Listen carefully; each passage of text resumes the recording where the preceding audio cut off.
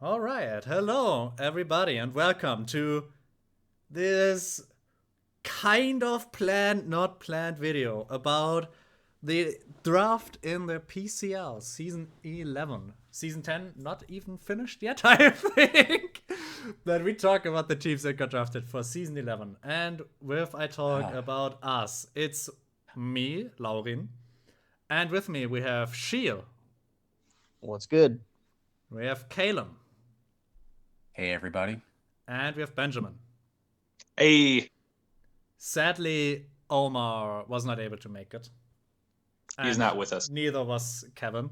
But maybe next time around we will get those two and have the worst shit talk of all time. Alright, with that out of the way, we are here to just quickly go over each team we see in front of us. And I made it easy for you. I have put up the recording of us speaking, so you can always follow along who's talking if you can't tell by the voices. And I would obviously just go from top left to bottom right. Top row first, bottom row second. And with that, we start with the big boy himself, Oflow 166 team. And who of you wants to kick us off? I can take the lead on this one. Right off the bat, his first three picks are already making a statement. He's got Dragapult, which has always been a draft favorite for speed, move coverage. I mean, dragon typing, of course, being a big staple in draft. And then he follows that up with Urshifu Rapid Strikes, which is seeing more usage, and especially with the fact that that single strike got a little bit nerfed. And then Volcarona, of course, an old reliable fire type. So he's already got his offense set from the first three. He adds to the bulk a little bit with he's got Togekiss, who has multiple functions, including hazard clearance, and also just being the biggest piece of shit on Staller. Don't tell Pat. He already knows. What am I saying? Follows that up with Nidoqueen, which gives him a good bulky support hazard setter. Also has all the special offense you need. Plus can make use of multiple elements, and then rounds that out with a few odd picks that have the right situations can be very beneficial, including Uxie, which adds to ground immunity. Um, adds He's got Probopass's Terra with great defensive stats, so he can remove that rock steel. He removes the double weakness to ground and fighting. Uh, and he's got a high speed offense with Electrode, Hisuian Electrode, and also overall Ghost. He can have Exploud with special attacking that can hit ghosts thanks to Scrappy. Who wants to take it from here? I think I'll go ahead and leave a few comments. So yeah, looking at this, you're right. Dragapult, Urshifu, and Volcarona are really good offensive threats, and Togekiss is one of my absolute favorites for people who were there for PCL season 7. And Mega Absol is also another one of my favorites. Omar just really looked at a list of my favorite Pokemon and took 3 of them up. And so Magic Bounce will help him with some of the different status moves or hazards flying around. We've seen some dangerous application of Terra Exploud from Brandon. Shout out, man. And interestingly, Hisuian Electrode, I generally don't think too much of it, but I have seen Omar use it pretty effectively in some other leagues, and I think it's a new personal favorite of his. I'm looking forward to what he can do here. There's a lot of destructive power and a lot of good bulk. Yeah, I would tend to agree. If I look at this draft, it's very offensive, right? We have high speed, 421 being Dragapult. You have 2 months in the higher 300s. You have Mega Absol in the very high 361, I think, if I remember correctly out of the top of my head. You have the Dark type, you have the Fighting type, and the Psychic type, which is known as one of the hyper offensive cores. You have the Dragon, Fairy, and Steel core, where usually Dragon and Fairy take the more offensive side, Fairy is more balanced, Dragon is the more offensive, and Steel is the defensive part.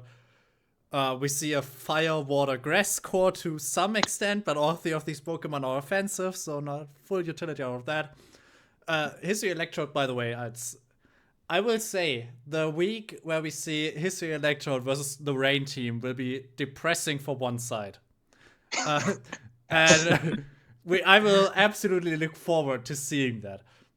Spoiler alert to superiors. Yeah, yes. But overall, I think this is a very offensive draft. Stargate's a bit, I think, on the defensive end. The defensive end being Nidoqueen, Togekiss being more specially defensive, Uxie being like utility, and Probopass being the only real physical defensive Pokemon. So I think on the defensive end, this team would struggle a bit, but offensively, it looks very, very solid. If you have something to add, Caleb. Absolutely. Just to piggyback off of that. Yeah. Just to piggyback off of that. It's very balanced, you know?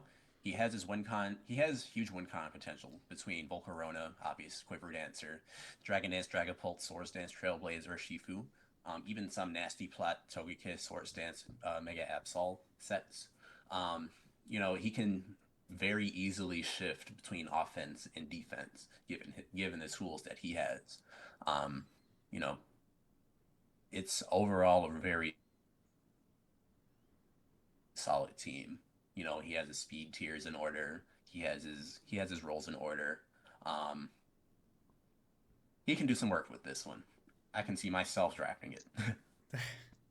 Yeah, I think Nidoqueen is one that can either shift offensively or defensively because it has enough necessary bulk. It welcomes Assault Vest for extra special def. But it makes that use of the age-old Life Orb Sheer Force combo, so that just turns any of its. See, it has already had a lot of coverage from the distant past when it had access to just about every type. So just enhancing all of that with Life Orb Sheer Force, getting rid of the secondary effects for an added kick, that's something that shouldn't be slept on. Yeah, I would have loved seeing the Nidoqueen being the Terra captain, by the way, because imagine Nidoqueen with the type diversity and being on Terra, you can hit everything super effective with random ass move it got Gen 1 or 2 and getting insane value out of it. But I think I get the reason for the other Terra captains, but I think Nidoqueen would have made it also a very good Terra actually. Yeah, and just to jump off of what everyone was saying very briefly, Omar is a very adaptable coach, and his teams generally reflect that, being able to be defensive or offensive. And I do see that there. I think Loren has a point that the defensive mons are a little bit further in the lower tiers of his draft. And so that could maybe mean that they're either too passive or not bulky enough. And also the speed tiers are pretty good, although Dragapult to Mega Absol, there's a pretty wide gap there, but I don't think there's a lot of Pokemon that reach above 110 anyways. So yeah, if we think about maxed out, it's 421 to 361. So you have Tapu Koko, you have the Iron Boulder, you have these type of mons. But it's not that many. A few specific Scarfers reach that breakpoint in between there, but I don't think it's a big issue. Yeah. Yeah, for sure. All right, to look at the next team. It's the Lavender Town Gengars from Sick Moose, bro. Also, I love that there's the time zone in here, but I think we should divert to the system of everybody saying GMT plus, because I have no idea what EST or CST is. The CST is, I think, Coast, but I have no idea. Central. Oh, yeah, Central Standard Time. So I think GMT should be the norm, by the way. I hate this whole, everybody saying that. What is MST, man? This sounds like a disease. All right, with that out of the way. CST. Okay, Sick Goose Bro. We see, now this time I will kick us off. We see a team that I have looked at before because it has one of my favorite ones of all time, Xurkitree. I love this Pokemon. I've used it in other drafts before, as Kalen and Shield especially will remember. We see as I just before mentioned, Iron Boulder with 381 speed if maxed out, and it can use booster energy, so it can use booster energy, get the 1.5 speed, Sword Dance, and then have the unblockable Mighty Cleave. So it's a really, really versatile and very strong Pokemon offensively faster than most offensive threats, but not so fast that you wouldn't be able to answer it. We see a very, very solid defensive, like insanely solid defensive backbone with Feeney, Gliscor.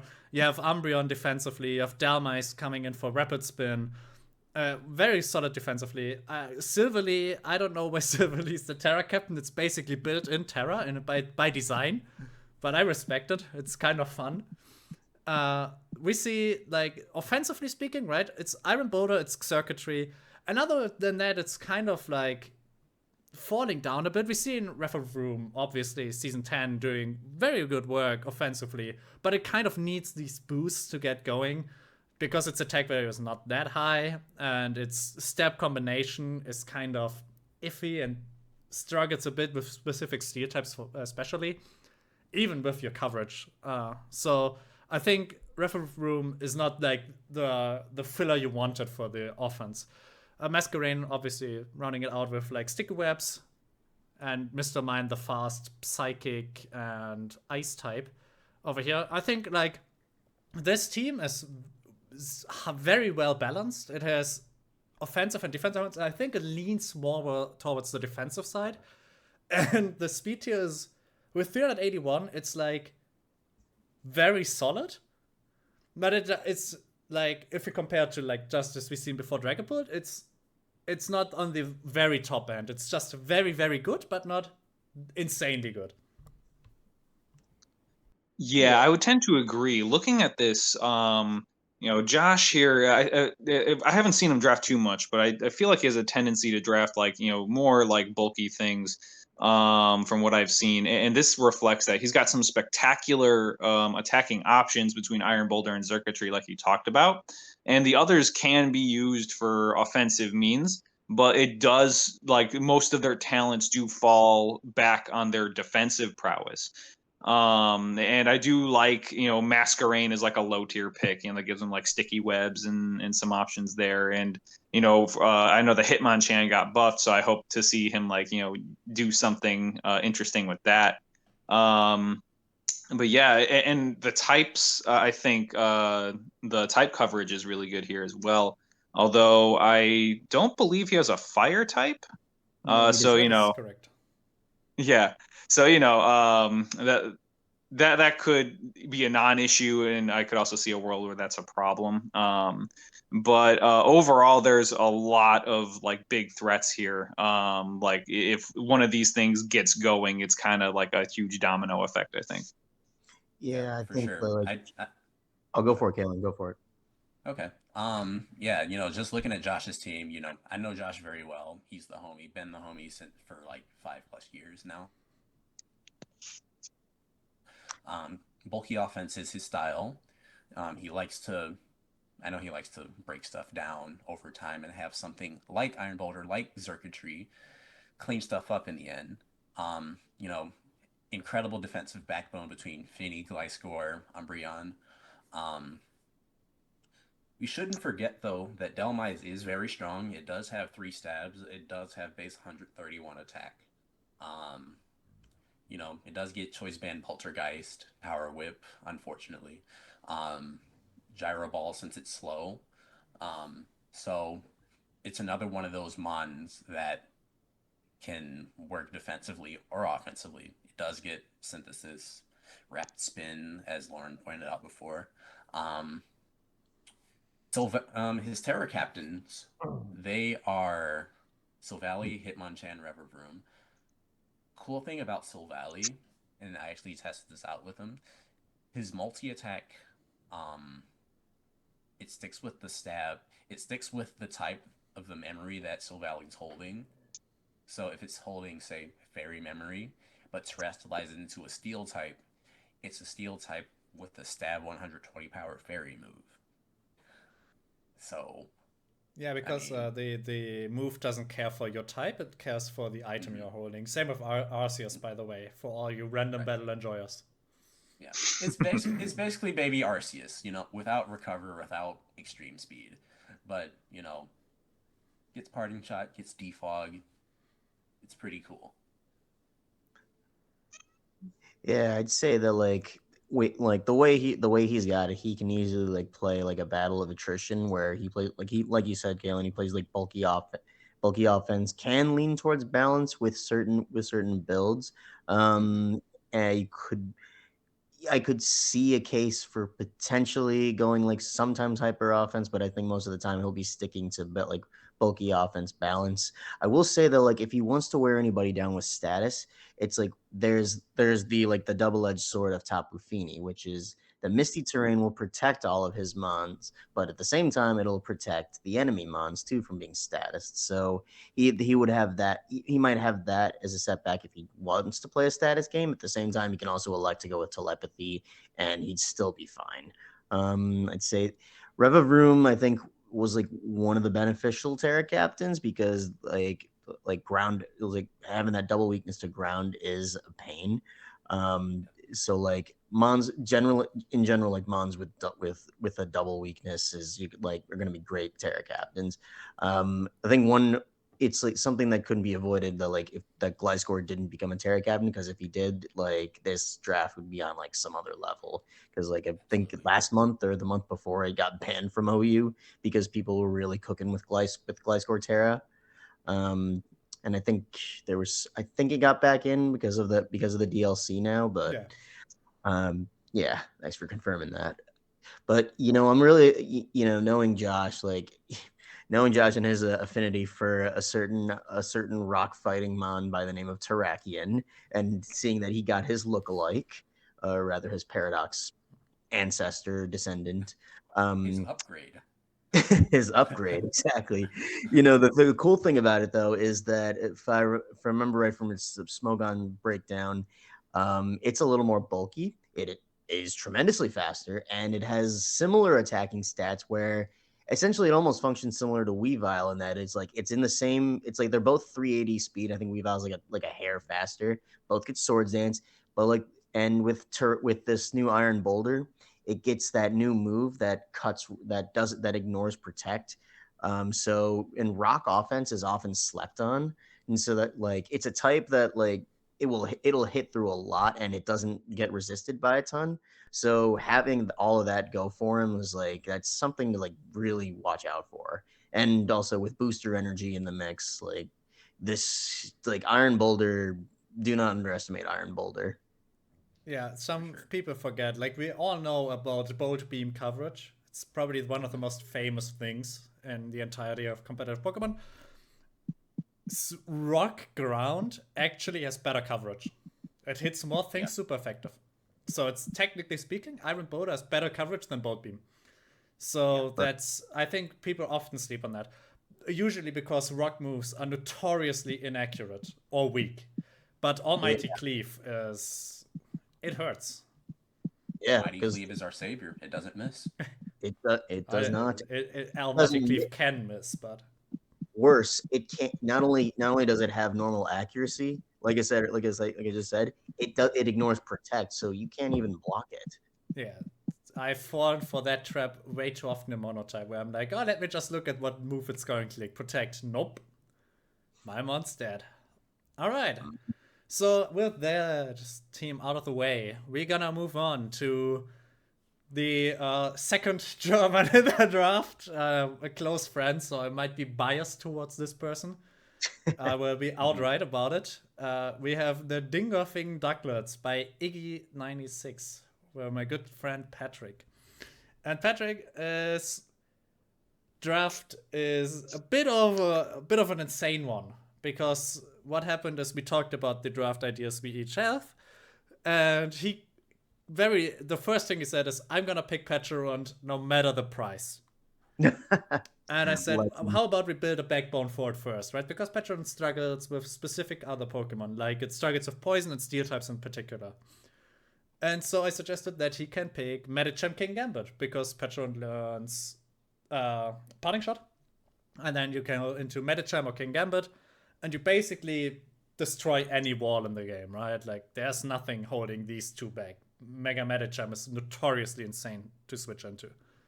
And King Gambit is also absurdly strong.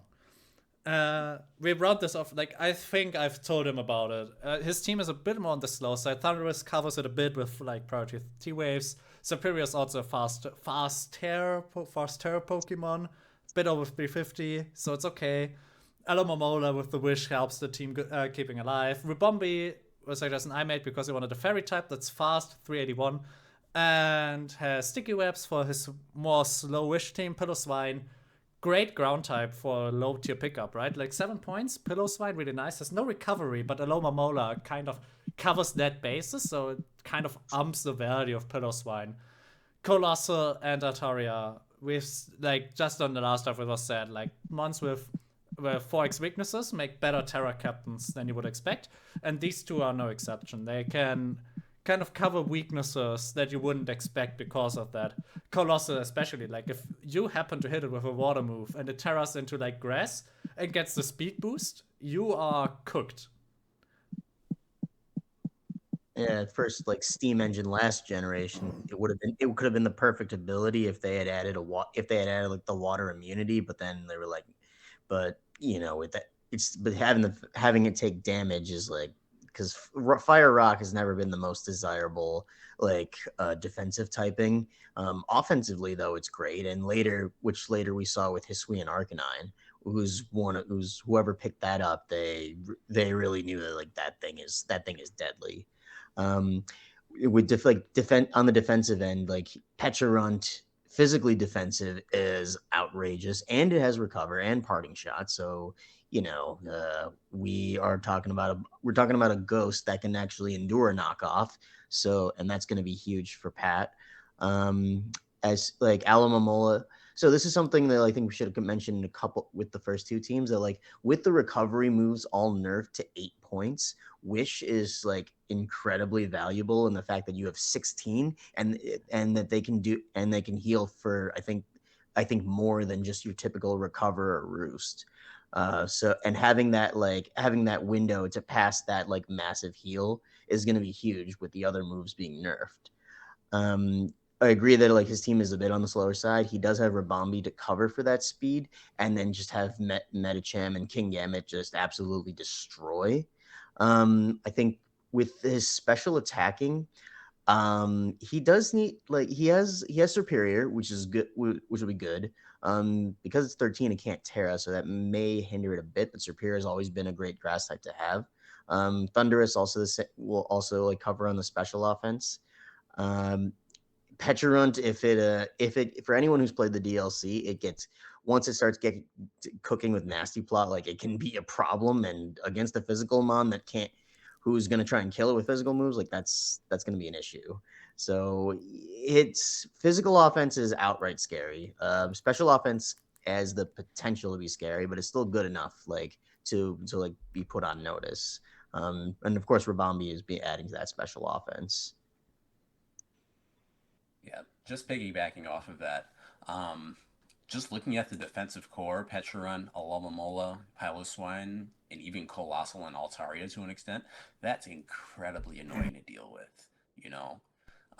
All of that was with wish support, with status support, setting up rocks, removing hazards, setting up webs with Ribombi, paving a way for Mega Metacham, Kingambit, Superior to just click buttons and run through teams. Like, this team is one that knows how to pick your opponent apart and knows how to clean up a game. And in one way or another, it's quite deadly. Now, I have been staring at this team for a while because there's something just off-putting about it, and I cannot tell what it is. And everything everyone has said is true. I think I might just be bitter that he took Superior from me, like the literal pick before I was about to take it. But yeah, no, definitely like Mega Metacham and Kingambit are incredibly dangerous. I myself even just used Kingambit to do a reverse sweep in a different league just this past week. And to Shiel's point, the special offense might be, might want some more. Superior probably needs like a turn or two to like really become like a dangerous like offensive thing, which isn't a whole lot of time, but Sometimes those turns can matter. But yeah, the Terra captains are all incredibly annoying. I actually don't know anything about Pecharunt, so I really can't. I'm interested to see how he applies that and how I lose to it. Um, uh, this has a lot of potential to, like Kaylin was saying, like there's a lot of ways that this thing could be incredibly annoying. So hats off to you, Pat. Well, I mean, It has 160 defense with 88 base HP. That's annoying to me. And 88 special defense is like not superb, but it's okay. So Like, it's that not one is really terrible. annoying. yeah, think of it as like it. So for just some interesting notes, like it is the first ghost poison ever since Gengar, which was what now? Let's see, it's like almost Nearly 30 over. years ago. Yeah, 30 years ago. Actually, yeah, Almost 30 almost years 30 ago. years ago. Um, Boy, we're old. Uh, with Pecharunt, it doesn't have a so it doesn't have many move like as far as move pool goes. Like it's almost like mainly Ghost and Poison with some other moves. But so it's like its move pool isn't diverse, but from what it does have, is pretty useful. Like the fact that it's a poison type, that Toxic won't miss, and then but better than that, like it has a move Malignant Chain, base 100 special attack that has a 50% chance to bad poison, and then stack that with its ability Poison Puppeteer. If it poisons, anything it poisons will get confused. So if you throw a Toxic, if you get Malignant Chain, or God forbid something else, they'll add an extra layer of status, and that's just going to add for more mayhem. The one little note, Pecharunt's stat being all of the stats being 88. The lore behind that is the fact that it like that in Japanese culture, like the number 8 means good luck. So because it's the master of the loyal 3, and they're all supposed to be, and they're named for good luck, like they all have 88 stats. Pecharunt just has them all as that. So that cultural note was very interesting. Everything else you said, that is disgusting. Beautiful job. Dude, Yeah. you said you looked at the team and something was off-putting, the fact that you have to potentially face it is the issue that your brain has right now. It's just like confusing because like trying to find an answer for it is like I've got my own answers for like specific things, but then that could turn against me pretty easily here. So Yeah. I just love the fact that my boy Iggy, who has always been the defensive player of the two of us, has picked my second most favorite one of all time, Mega Medicham, and has picked King Gambit. He makes me proud as an offensive player. He makes me proud. Yeah, King Gambit recently got his throne back as the king of OU this month. Oh yeah, it's absurd. All right, with this team that is very fun to build for out of the way, we go over to the Toronto Tyranitar from Thanosaurus Rex 1 with the MST disease. I hate time zones, man. Yeah, how about Kalen? You haven't started of us so far yet, so you are the first to go. You're absolutely right. So, looking at this team, Roaring Moon, Clefable, Empoleon, that is a nasty Dragon Fairy Steel core right off the bat. Roaring Moon, we know it's a nasty win con. Booster Energy, Dragon Dance, Acrobatics Knockoff, Earthquake. It's bulky, it's fast, it's strong, it's worth around 1 pick. I can see him ripping through so many teams with this. Clefable and Empoleon as a defensive backbone. Wishpasser with flip turn.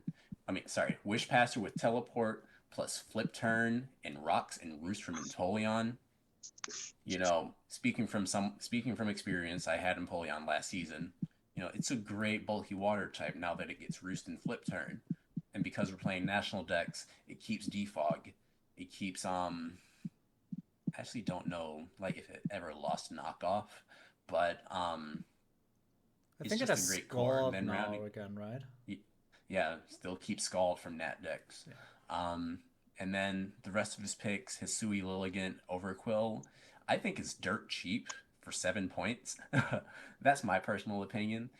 It's a great dark poison type. It gets that move Barrage, which never works for me. It might work for you.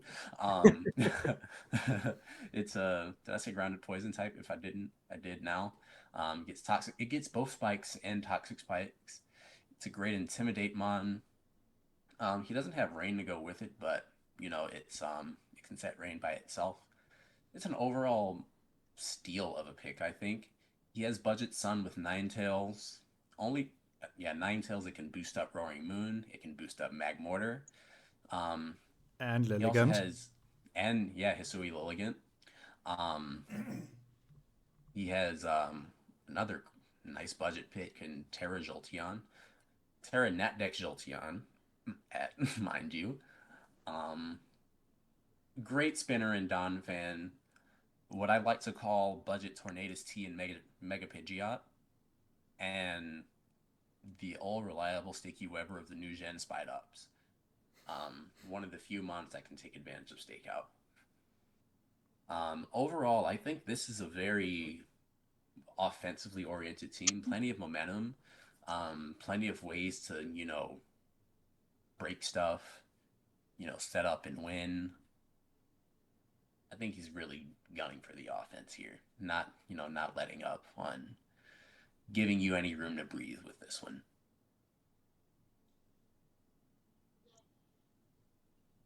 Yeah, to jump off of what you're talking about there, the offensive side of this team is really palpable.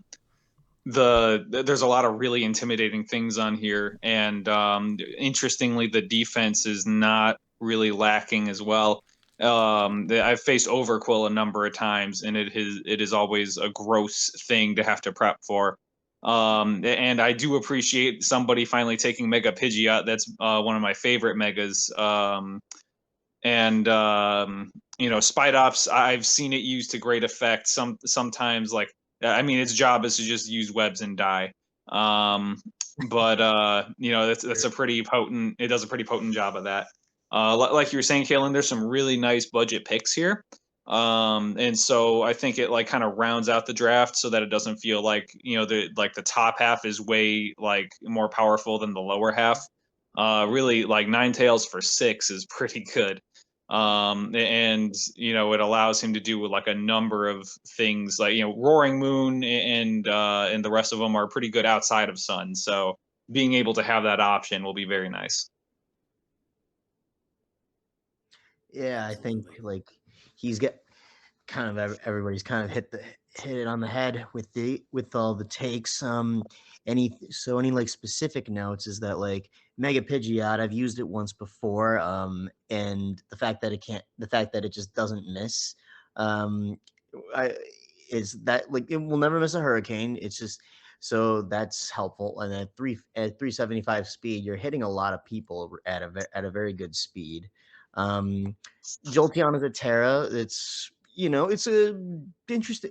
It's a it's actually a decent Terra, and plus like with Terra Blast and like that special attack, like your special attack and speed, like it's a damn good pick. Ninetales will just capitalize in the Sun. With its if it was to go Terra Fire and like stack Sun on top of that and just hit you with Fire Blast, like if you can get one of those off, like that's potent. Hisui and Lilligant has the physical quiver dance, victory dance, so that can be problematic if people haven't really fought it much before in the past. So like the fact that he took the budget Sun type or the Sunsetter with Roaring Moon is already like enough to put people on notice. And I'm pretty sure I think Hisui and Lilligant gets chlorophyll. I could be wrong if Yes, somebody it wants does. to check. It does. All right, there you go. My So you've question already is, does Jolteon get Weather Ball? it does. Nice. So another Sun abuser to some So he's degree. got whereas we saw that Josh did not have any fire types, this man here has got Ninetales, Magmortar, Jolteon with an abusable fire move. So this man is quite literally cooking. Yeah, so to jump off of that, I think because I usually try to talk about like the weaknesses of a team a bit too. The strengths are very obvious. try to switch into this. It will be fun to try and switch into it for like one turn, and then your switch in is dead. So outside of that, I think defensively speaking, it's again like a team that I think struggles a bit defensively, like compared to the Leviathan Gangars or the Dingafing Ducklets, who are more defensively orientated. This team, well, once it loses momentum, it's hard to regain momentum if you have no defensive backbone for the team. And so the defensive backbone being Empoleon and Clefable is a bit on the iffy side of defenses, right? You want these like especially like physical special defensive wards that kind of specialize into something, and they both are not like the highly perfect answer for either physical or special attacks. So you would struggle sometimes in like finding switch-ins and then getting the momentum back. But as long as this person has momentum, it will be very tough to answer. For sure. Like, this is a very clear-cut hyper offense build with, a little bit of defense sprinkled on the inside. But of course, like you said, once Clefable and or Empoleon go down, that's when things can start to, spiral a little bit out of control. You lose momentum. That's when you start losing. Shout out to the first good person using Mirror Herb to get a Dragon Dance from Roaring Moon, by the way. The first person doing it in the season gets a shout out in a video, and I will make a 1-hour video about all their games. Oh my goodness. All right. With that out of the way, let's jump to the next team. And because one person in this call is the owner of this team, I will try to avoid speaking to them directly and just try to go full circle before they can talk about their own team, because I think that makes it more fun, them being able to answer a bit. So it's the Chicago Celestelas from Grid Shooter, aka Kalen. And Hi. I think Benjamin can start us off this time around. Yeah, of course. So, interestingly enough, I've used Palafin in like 3 different draft leagues already. And so I can already attest to how good that thing can be and how many options it gets for things. And even like just how versatile it is. It can be defensive, it can be physically offensive, obviously, it can be specially offensive. I've used Grass Knot Palafin to beat a Dondozo before. It's a very adaptable Pokemon, and of course it gets the momentum to activate its own ability. Annihilate, a really great partner for it. I was actually recently comparing my own team to this because I fought Kalen like in like one of the first 2 matches for like the previous 2 seasons, and so I kind of need to be prepared. Screamtail is a funny pick for Kalen, especially because he has gone on the record as to saying that it sucks. So I really can't wait to hear him talk about this pick. And really, like, the coverage on everything is pretty good here. I'm really interested to see Meganium put in some work because we all know its reputation. Actually, I'm also very interested to see Munchlax do something. I don't quite know what it'll do here, but I imagine he's got something interesting for it to do. And there's a lot of very good physical power here. I do see some good special options, although, Celesteela can do some really big special moves. Overall, I think this is pretty solid. And it does include his favorite Mon here too. Oh man. It's only the team mascot or anything. Nothing. Yeah. But yeah, I just to piggyback off of that, like he's got. I think his physical offense is already like one of the top 5 on just that alone. Like compared to most teams, like because Palafin with Jet Punch just ruins entire teams by itself. Unless they've got that dedicated water absorber. Shout out to when I used Clodsire in a previous season to shut down Palafin. That was Disgusting. I had to. It was my only option. That's not okay. Too soon, yeah. Annihilate, like as of the current ongoing season, is it was one of the first mons banned when Scarlet and Violet came out, and like for good reason, because it's just like with Ghost and Fighting as like 2 like ridiculously busted like offensive types together like that, like with Defiant, Vital, like all of its abilities you can find a use for, even though Defiant is the best one. Like if you're avoiding sleep for any reason, like Annihilate will just like will just laugh at you when you try to hit it with a spore, and then it just throws Rage Fist right back. And like with Rage Fist charging every time you take any hit, you can't use multi attack moves. And then like you can just heal it all with Drain Punch. So shout out to Justin for like bringing him all the way to #1, and now going for the title with it. Darmanitan adding to that physical offense just because like 140 on fire, like on a fire offense, is even as glassy as it is still like cannon. So his physical offense is like needs few words, even though I've just said a lot of words. His special offense, it does need like it's good. It's like because he has Raikou, because he has Celesteela, like he's got that speaking for him. But like Ben was saying, like it's not breaking level good like the physical. It's like you see the difference between physical and special is like more apparent, but it's still good enough to work with. Like his defense, like I've seen Meganium be used defensively. Like Cryogonal has some good special def. Celesteela adapting into essentially any defensive role. And his Terra captains like Flygon, Flygon with the 4x weakness. And with the fact that his Levitate, it'll use Lauren's favorite Terra type, Electric, and essentially go from having a terrible weakness to having no weakness. Comboing like your Terra type with an ability is like we saw people use lightning. We saw Lightning Rod Terra Flying Marowak, which is crazy. We've seen Rhyperior go Terra Water, so that semi-useless ability on it for Lightning Rod in every other situation becomes a very goated ability. So like it has that potential. And then like Screamtail being a good supporter overall is just like going to add a lot more, like is going to put a lot more teams on notice because of how it fits in. I was so mad when I saw Kalen share a team with Terra Electric on his what was it? Scrafty, and he said for defensive purposes. I was like, there's never been in no lifetime do you use electric for defensive purposes. In no lifetime. All right, with that out of the way.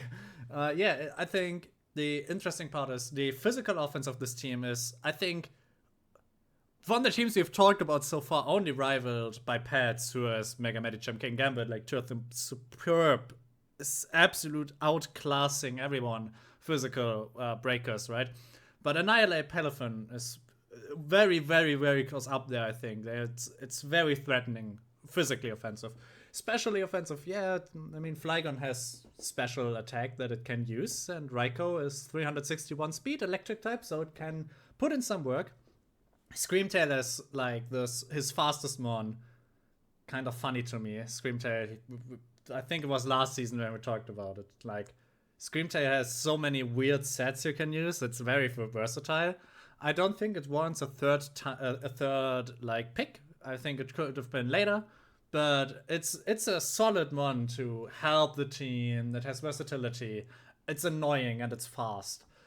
Celesteela, superb mon, right? It's always really, really, really good. It's good physical defensive, good specially defensive, a good sweeper if you want to use it as one. In my opinion, the Terra captains could have been shifted a bit. I think the mana turn with Terra would have been terrifying. Imagine you just think no evil and a Terra Fire Flare Blitz the mana turn just OHKOs your dragon. Would have been hilarious to see. But sadly, we decided against it. Munchlax, someone said I'm interested in seeing what Munchlax will do. I'm surprised to see if Munchlax even will appear once. But outside of that, it's still a very, very, very solid team. I think with this Terra alignment, I think taking the Terra for Munchlax and giving it Cryogonal would have been like more threatening. But I see the fun in having Munchlax a Terra captain, so I respect it. So overall, a good offensive team with a very, very solid defensive backbone, right? Screamtail is good defensively. Celesteela is good defensively. Skuntank is because we have quite a lot of strong psychic types, helps a lot to cut this down. Kragan a good special defensive. I think it's a very solid, like, bulky offense where Annihilate or even Palafin, Celesteela 2, Raikou 2 are these monsters that take hits and then dish back harder. And now we go to the man himself who drafted this team to give us his view. All right. So now with all that out the way, I would just like to say, round 3 Screamtail. Here's my rationale behind it. I see it's dirt cheap at 11. I did say, in a previous draft league when I did have it, that it sucked. But in that draft league, which also sucks, they also banned Booster Energy. I don't know why. I call that skill issue. But a Screamtail being able to Terra just sounds like a nightmare. If Screamtail isn't a Psychic Fairy type, if it's, say, a Water type, a Steel type, something else, if it becomes like a Lomomola 2.0 with the ability to set up, with that high speed, with fast encores, and Thunder Wave, Stealth Rocks, and whatnot, it's annoying. You guys have said what you needed to say about Palafin Annihilate. I've drafted Celesteela maybe 100 times at this point. It's one of my favorite draft mons ever. You've seen it put in the craziest amount of defensive work. You've seen it put in the craziest amount of offensive work. I haven't drafted Raikou in damn near 10 years. It's great to see that it has Scald. I figured it was a cheap-ish electric type since Zero got sniped for me. Thanks, Dwayne. Flygon, that's my goat. That's my king. He loves to terrestrialize. Levitate plus any type that gets rid of its or times weakness, electric, steel, whatever you want to call it. Add to its coverage a little bit. I think it's a great Terra Captain. Darm, y'all know what it does. Click, flare, blitz, something goes boom. Cryogonal, I saw value in that one in being a fast-ish spinner, really high speed F. It has reliable recovery and recover. It gets both spin and defog since we're in that deck. It's a great check to like most water types that are like special attackers. Obviously, it's not checking like Azumarill. But it gets freeze dry. Can play for some freezes because we all know that move has a higher freeze chance than Ice Beam. The skunk is one of my favorites too. Cheap Sucker Punch since we're in Nat decks. It's Pursuit as well. It gained Toxic Spikes this gen, I believe. I don't think I've ever gotten to play with that, so that should be fun. Meganium also gained a couple new toys this gen. It gained Knockoff, it gained Body Press, I don't remember if it had Curse or not, but it can Curse Body Press if it wants to. It gets Encore. For 2 points, I think Meganium the Stallion is one hell of a steal. And now for the star of the show, Mr. Munchlax. I made it a point last season to draft Munchlax because I wanted to fit Munchlax on my previous season team, but I couldn't find a way to do it. So I kind of dedicated a slot for Munchlax this season, and it performs similarly to Snorlax, just in a much smaller package, as y'all probably know. And with Terra, we were just talking about Terra plus ability synergy. Terra with Thick Fat, Terra with I don't think he gets immunity yet, but that's whatever. Mainly Terra with Thick Fat. Think like Appleton, right? If you Terra into, say, a water type, those ice moves that were already dealing no damage are gonna deal even less damage. So deal with that info what you will. Yeah. Alright. Yeah, just to give a little comment, Loren's comment about the speed was something I started thinking about after I stopped talking.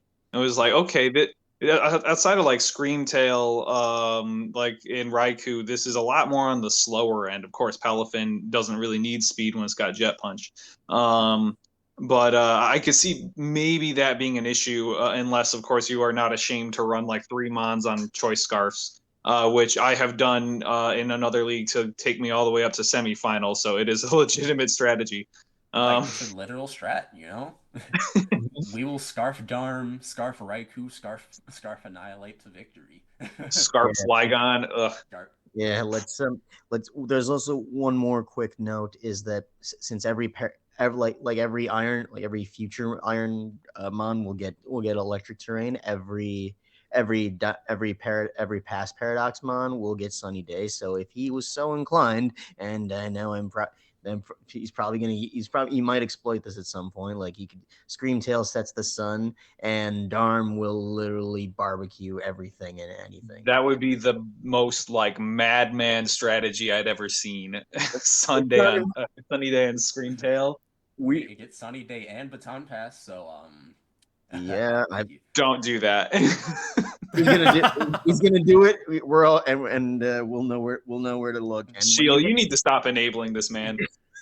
We have thing I all kind of enabled each how other. do we how what do you mean me? Look at him. He got Paladin and Annihilate back to back. What I will say there's no judgment for enabling a player's true potential, right? I've given him probably the most wicked set of the season, and he made it work.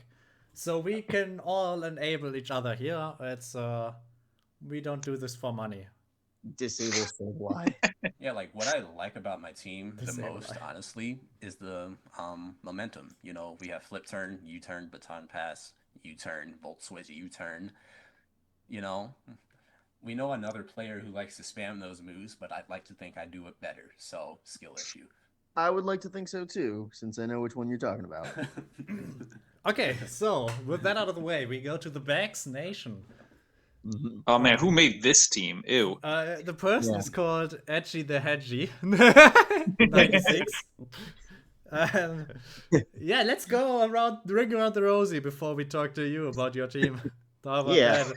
Shit, start us off. Come on, hit us. All right. So Bax Nation, aka the artist formerly known as Clodsire Core, because we stand Clodsire because we love Clodsire. He's great design and just Paldea supremacy.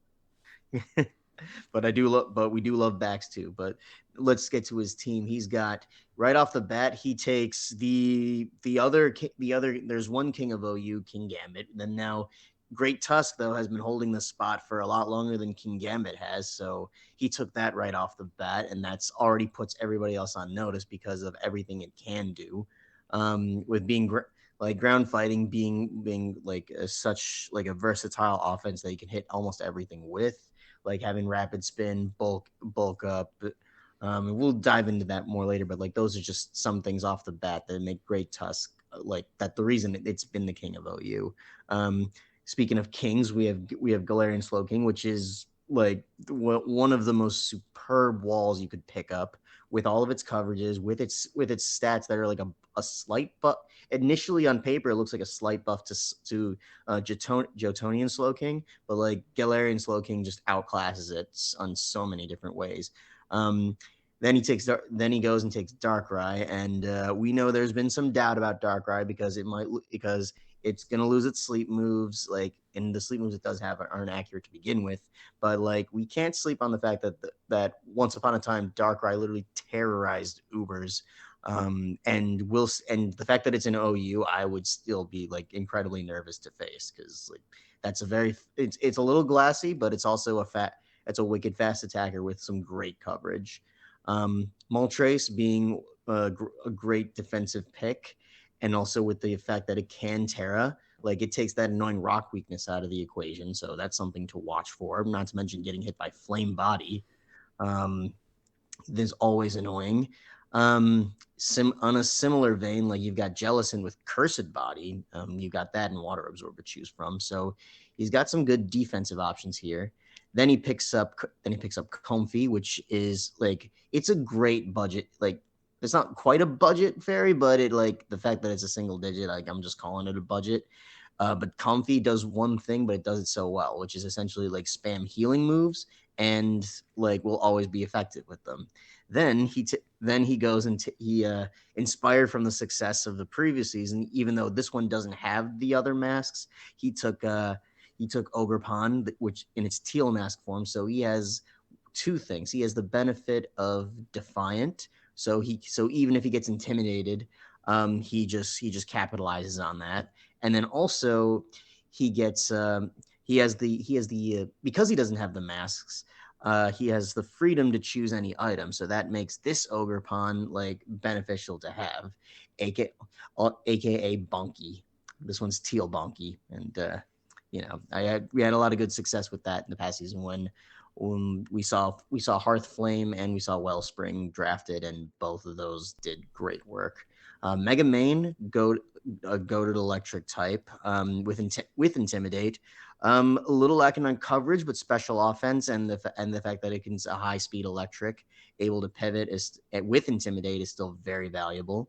And then we got the interesting ones. Kamala, which cannot really be statused, but has the hazard removals, which will be great. And then Alone Sandslash, who, despite not having there is no snow warning, so he can't access Slush Rush as readily, but having it as a Terra Captain to avoid the double fire and double fighting weakness it will be valuable, and has Rapid Spin, and plus like the Ice and Steel moves are already good like neutral coverages to have, so he can hit a lot. So like overall, I'm getting like good. I think he's got a lot of balance on this team, whereas like with Great Tusk being incredible, being like one of the greatest wall breakers in this game now, and Darkrai also on the special front. Ogerpon is like, while not the same, while just a tad weaker than Great Tusk, will do tons of damage and has good, especially with its signature move that does base 100 and can crit, and can crit with a higher rate. So those are some of my quick takes. So something I want to say real quick. He does have snow. He has Mr. Chilly Reception.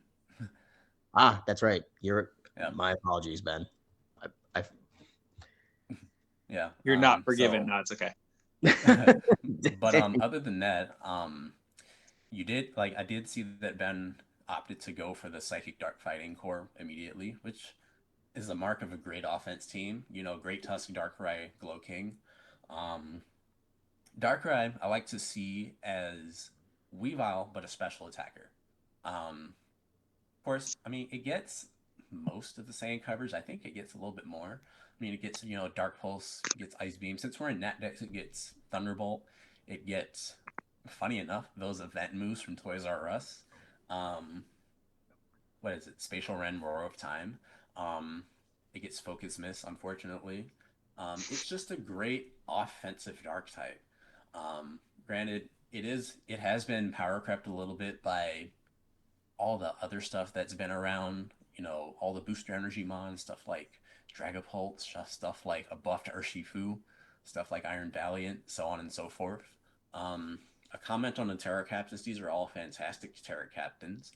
Again, with shedding the 4 times weaknesses for better types, Moltres and Alolan Sandslash, they really, really benefit from it, so much to the point where if the matchup calls for it, Moltres doesn't have to be item locked to heavy duty boots because fire flying sucks a little bit.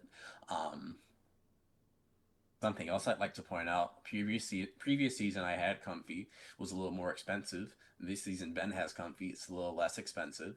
I call that privilege. But sounds like a skill issue if you ask me, but no, that's fair. Try winning a league first. But overall, that's a fantastic Terror Captain, since now it can Terra Blast, or previous season it couldn't. So that kind of, expands its coverage a little bit. And then, Mega Manectric of the fast electric type. I'm a fan of it. It's fast Intimidate, but it does get locked into that move syndrome where it has to run Thunderbolt, HP Ice, Flamethrower, Volt Switch every single week. If you want to run Thunder Wave, you do you. But I'm a fan of Kamala. It's a great status absorber. It's strong. It can, I think it gets Fake Out Last Resort. So if you want to break some stuff with that, you can do that. And the Alolan Sandslash, like we touched on earlier, it's a great snow abuser. It's a great terror captain. Um, you bring it in on a chilly reception and go to town. It's pretty self-explanatory. Yeah, I think like looking at this team, it's like very well balanced, right? I think there's like good offensive threats, especially like 405 speed, Mega Man electric types. Fast electric types are very commonly seen as very like strong for keeping the offense going, especially because they usually just have Volt Switch.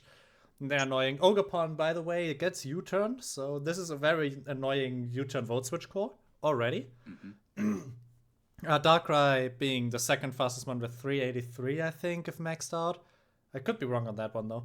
And then you have 350 on Ogerpon, and then there's a rather large dip to 300 for Great Tusk, but having three very solid fast monsters is already more than enough. Great Tusk also like absurd one, right? It's good defensively, it's good offensively. It has a buttload of movesets and moves it can use.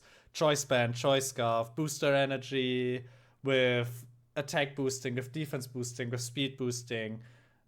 It has the option to go for ice coverage, bulk up body press. There's a lot of things going on here. Cloaking, very good mon overall. Future Sight. Then Future Sight with like Volt Switch and U-turn in your team is always very, very good. Slowking will be very annoying. Slowking, Future Sights, goes out with chilly reception. Go into Manectric in a good matchup or into Ogerpon, and then you U-turn out, and it's kind of like building damage passively until the mons just break. And I think it's like very, very solid and very annoying to stop too. So a very well balanced team. Moltres has Flame Body, but as we have seen in one of my games last season, it will never proc. Flame Body, fake ability. Don't believe in it. I think the Terra Captains are very well chosen though. Like Moltres can be very annoying if it terrors out of its weaknesses. Comfy. Also, like, yes, it can Terra Blast, but it can also Terra into grass and use a stronger Giga Drain and still have priority on it. So that's also very annoying to deal with. Think Comfy very flexible in that regard. That's my 2 cents. All right. Well, thank you, everybody. So like just to briefly go over some of the decisions here. Initially, when I draft, I like to kind of pick up something new, especially like in something like PCL, where a lot of times stuff that other leagues ban gets kind of like let down for everybody. And everyone was kind of overlooking Darkrai for a while, and I kind of wanted to find a way to like include that because it is good, even if it is being power crept.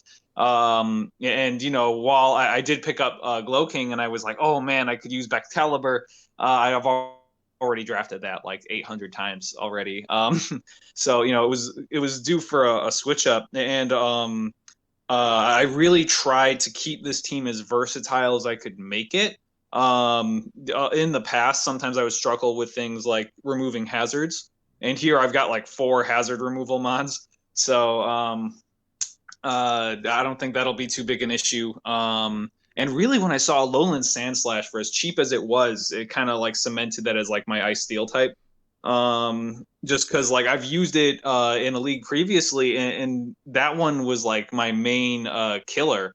Using like the whole like bolt beam thing. Like once you get it going under snow, it's really potent. And so I'm looking forward to using this team. So yeah. Nice. Absolutely. The team looks fun. We will now go over to another team of one of the idiots in here. It's Stuttgart Schwippers. Stuttgart Sweepers. Last place team, easy. The Stuttgart Sweepers by Schwipper. That's me, Lauren. And I will let you other people decide who goes in which order, because I will just listen you roast this team. Yeah, I'll go. Okay, so first of all, Iron Valiant is trash. I'm wasting no time. I love it. Oh man. And you picked Jinx. I can't believe that. For real, when I look at this, so there's only 9 mons on here, and all of them are very high value picks, I think. Goldango Garchomp Iron Valiant is a crazy Fairy Steel Dragon Core. Garchomp has fallen off in recent generations, but it's still, really good. And then having Slowbro, Alolan Muck, and Tangrowth as your defensive core is also really good too. It gives you a lot of different switch-in options, and Slowbro with the Regenerator will help keep that alive. And Xatu has been proven to be a real potent budget psychic type. Although I generally prefer Sigilif, but we'll see how you do with this. And I do find Jinx very interesting. I'll be curious to see if you use it and how it gets utilized, because I'm not really familiar with its tool set. Entei, I don't really have too much to say. I like fire types, and this thing does what fire types do, special attacking. Although I think it's like a bit more bulky than your average fire type. So you got some wiggle room there, and then of course you have the Terra. You have it as a Terra captain, and so there's a lot of potential going on here. Very hard to stop sweeps, and very hard to stop stalling, I think. Yeah, I think. All right. Well, since we all got to get our shots in before this man just totally flexes the supremacy of this team. Iron Valiant sucks. Garchomp sucks. Golden Digger sucks. Okay, I'm done roasting this. Hard agree. We're all going to agree, and then this man's just going to be like, "Okay, listen, I've got all He's these." gonna math us an explanation. Valiant. But all right, now my real takes. So with his first pick, he picked one of the biggest offensive threats in the game. That even though Great Tusk and King Gambit got higher usage, Valiant is still very much on the same level, same level. If I'm in some cases, that's even higher, because fighting in Fairy is just a ridiculously difficult type combo to switch into. And then the fact that it got all the coverages, since it's based on Gallade and Gardevoir, it got psychic coverage. It got a few other, and it got some other elemental coverages too. So that already makes Valiant a crazy high value pick, and it wasn't wasted. So high props to you for using your number one pick, because we look at the other division and there's, but we'll get there. Garchomp, once for everybody who's played Diamond and Pearl, nobody's ever gonna forget the menace that is Garchomp.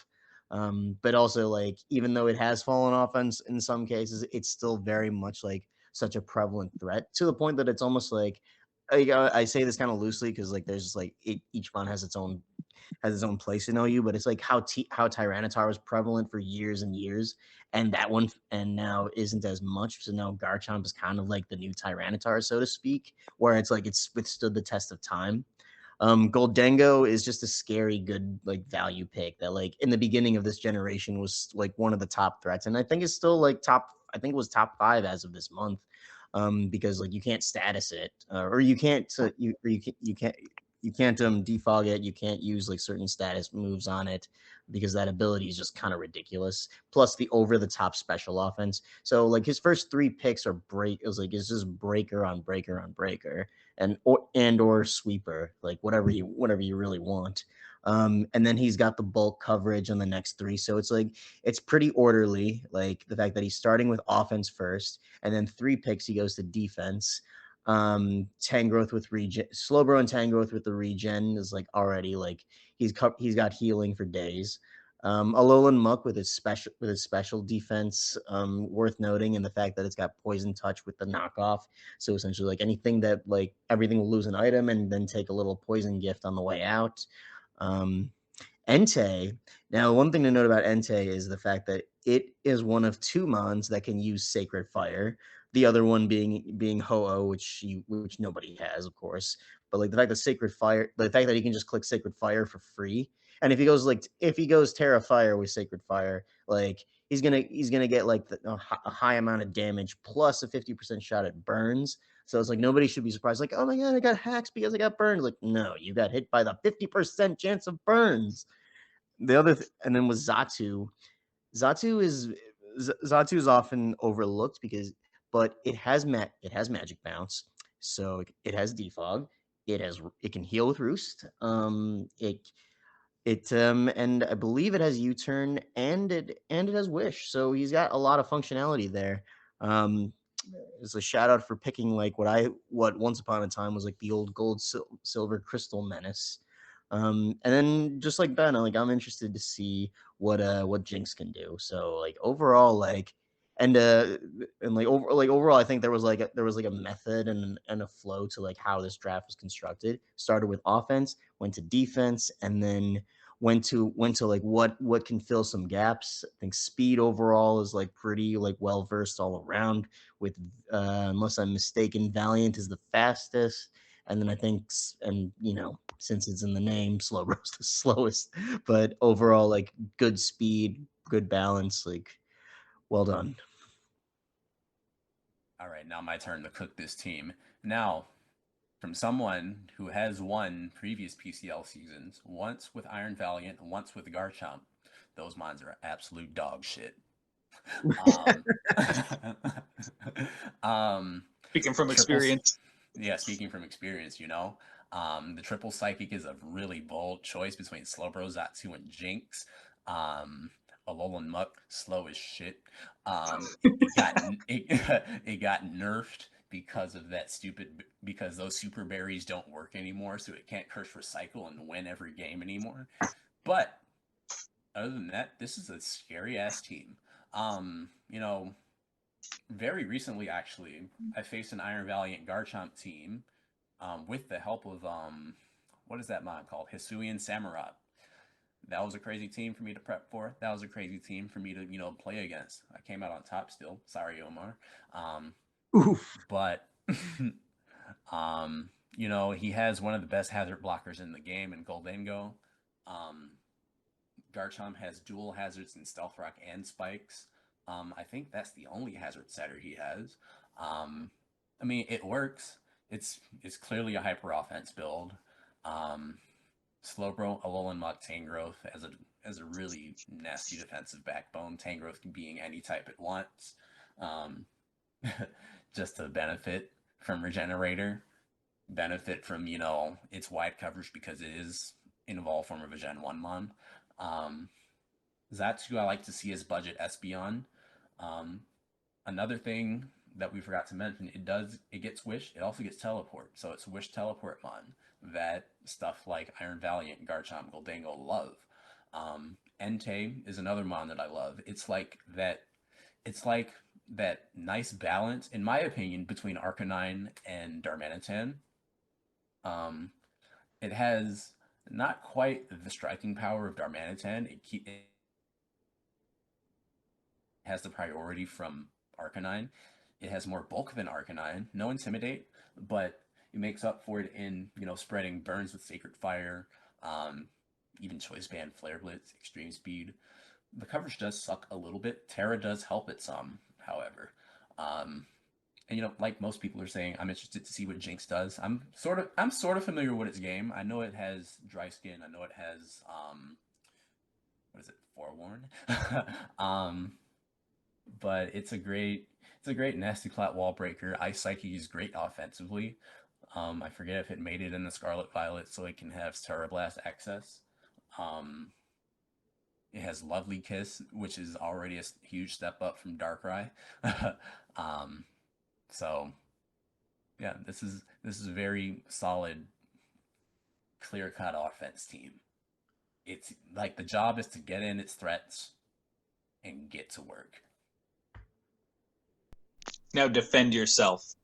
Uh-huh. Yeah, Or no, this team is the trash, pure ass. All right, with the old people talking about the different ones, I will just go over like real quick. Like I think Valiant and Dragapult are the two highest priority picks because they are very versatile. Valiant, you never know, it's physical, special, mixed.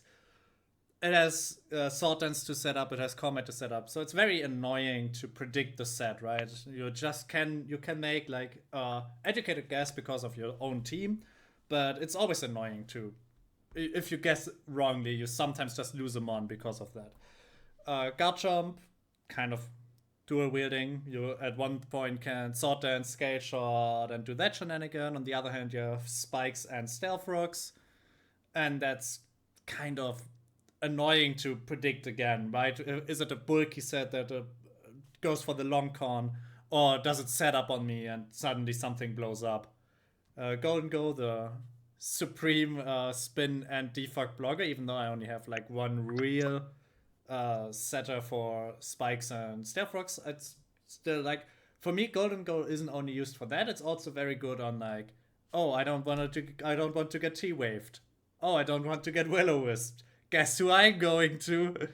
The golden noodle. Golden Go. Also good like spread of stats. It's like quite annoying to break and like has the utility to make it work. Slowbro, not much to say. One of the best physical defensive walls. Pairs well with Tangrowth as the other defensive wall, because they both have regenerators, so they keep themselves in the game for a long time. Alola kind of missing. Alola has no reliable recovery anymore, but its defensive make more than up for it. Poison Touch, Pursuit, Knockoff. It's just overall like very, very good in these. When my offense doesn't win the game outright, my defense can come and like chip away at the opponents. Like, oh, here, take a poison on your way. Oh, you wanted your item? Not anymore. Slowbro also having Future Sight, of course, assists this whole idea. Entei, I think I made a Terra for Extreme Speed. Terra Normal Extreme Speed sounded fun in my head. Also has Sacred Fire. It has surprisingly very, like, I remember, shout out to, I don't know who it was, who used Swampert as their switch and for Entei and getting solar beamed. They didn't expect it. So I vaguely remember that. Entei has surprising random coverage moves that can catch people off guard, and I like these mons that have these weird like, oh, I'm gonna spring a trap on you that you didn't even know this mon can do. Xatu has Wish, Teleport, U-turn, and I just wanted a flying type. I was like, if I find someone who spams EQ against this team, but Slowbro can come in on EQ and Tangrowth, but I wanted to have like an immunity to a ground move, so I just picked up Xatu. And Jinx, funny enough, you all said, oh yeah, it's a nasty plot Warbreaker. I was like, you know what? It gets Wish. Let me just pick it up. It gets Wish. Wish, fools. It's kind of funny to me that it gets Wish, and I had 3 points left. I was like, you know what? It has an okay enough speed. I don't have an ice type. I don't want an electric type that's so low tier. I don't have an electric type on my team. Who cares? Let me just pick up this random one and see if I can make it work. It will probably stay at home. Lauren, your thought process was very clear and very well thought out, and then you got to the very end, you're like, oh fuck, I don't know. Yeah. Like, the thing is, right? Up until Entei, I had my draft like figured out till Entei for the most part. Like what type of mon I want. I didn't know what mon I get, but what type of mon I want. And then at the end, I'm like, Xatu has Wish, Teleport, I guess, for Arimak, and Jinx has also Wish, I guess. Yeah. I love that. That's incredible. It works. It's a fun team. What can I say? It's very on brand for me to pick these weird offensive teams where you don't know if they hit your physical or special, and then add some random bullshit to it. All right. So I'm really sorry to do this, but I just got a message from my wife. I do need to go help out with some stuff at the house. So I'll be hopping off this call. But before I did, do you mind if I give like just my quick top 5s of both division? Give it for Division 1, because I want to make Division 2 a separate video, because I will not be able to record both divisions tonight. Okay, cool. All right. So yeah, my top pick right now, I'm actually quite a big fan of Omar's team, Highbridge Bros. Yeah. For 2, I think I'm gonna go with Chicago Celesteelas. I do like the setup here. I'm also a big fan of Iwata Incineroars, which everyone will get to in a bit. Good job, Kevin. No, never mind. I hate you. Also, Good Days are back. I actually do quite like the look of this team. I'm just giving it a glance over, but like there's a lot of pretty solid options here. And then finally for 5, I'll give you that one, Lauren. The explanation that you gave is pretty solid. Although I will say, knockoff kind of messes with everything aside from Iron Valiant. Yeah. I think like 3 of the 5 people who were supposed to be here got on my top 5. This whole thing is rigged. Thank you for having me on here, everybody. I appreciate the chance to do this. All right. Of course. Take it easy, boss. Take it easy. Maybe Yeah. you're back for Division 2 rosters. So Absolutely. another night. All right, Yeah, see you guys. fun. See ya. All right. So shall we with that, let's shall we move Let's go to on? Communist Doge. Mr. Doge. A1, I don't know. A1. Is this A1. All pretty one. sure it might be a movie reference, but I digress. So, quick rundown again. And like, now we are just 3, so it will be even more quick. Iron Bundle was a 19 point, I think, last season. Yeah, I think so. And we pushed it down 1 point because Iron Bundle is like Iron Bundle's kinda doable fragile. prepped for. It's very fast. It has a good like the water ice stab really hurts, but it's not like the other 19 pointers. It's still an outstandingly good mon, so it's still deserving on high points. So that's the first pickup. Raging Bolt falling under the radar a bit with 14 points. It's really, really, really, really strong. Especially Thunderclap. It's like, oh, do I Thunderclap or do I T-Bolt you? You will never find out until it's too late and your mon is dead. That's unfortunate. Then it also, with Scizor, another priority mon that really... Scizor was always tried and tested good. U-turn, you have Bullet Punch, you have all these coverage options in your disposal. Like, this one can do a lot. And it's good physical defensive, and it has defog. Mera Aerodactyl, very fast mon, a good mega. I respect it a lot, especially since it got dual wing beat and dragon dance, or hone claws if you want to hit your moves. Dual wing beat, fantastic step for it. Stone Edge hurts, EQ hurts. It also still has Stealth Rocks if you want to use it for that. So very good mon there. Gasteron as the water type and the ground type. Overall, like, fantastic mon too, right? For spikes, you have a very good defensive mon. You can choose if you want to keep your item or switch into every water move in existence. Roserade is like grounded poison types. I think are like very valuable to avoid T-spikes against you.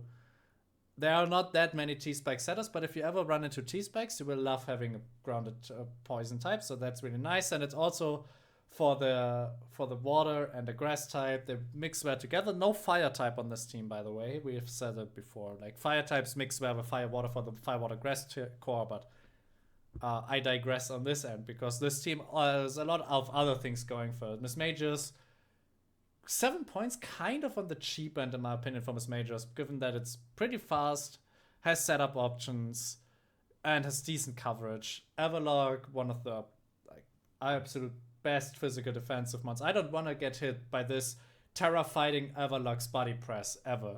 That will hurt. That will hurt a lot. Scrafty, we have seen it do good work last season, season 10, because it can just Terra into anything. It can use a plethora of items, very much including berries, like if you get hit by a special move, raise your special defense by 1, and suddenly you'll survive every move in existence. With bulk up, with dragon dance options, good coverage. It's a very, very annoying one to stop, especially with like mix of good abilities. And Clefairy to round it off, in my view, like fairy types are really valuable, so having your cheapest mon be your fairy type is a bit on the sad side for the draft, but I mean, Clefairy is still okay. It has utility, it still can be annoying to deal with, and you kind of just have it like for Stealth Rocks, for the Wish, for the random knockoffs, and it just anchors mons also, and it's just there, right? It's just annoying and stops like specific things like Scale Shot, for example. Yeah, for sure. You know, like my first instinct on this team here is that similarly to like, some other teams, it can very easily switch from defensive to fast offensive. You have Iron Bundle, Mega Arrow, over 400 speed. You have Raging Bolt and Scizor for strong priority. Miss Magius is a great Terra captain. It's obviously no Flutter main, but I mean, it can Terra and expand its coverage some. It's another Levitate Mon that enjoys the benefits of, Terrestrial into a type that would be weak to ground and not be weak to ground.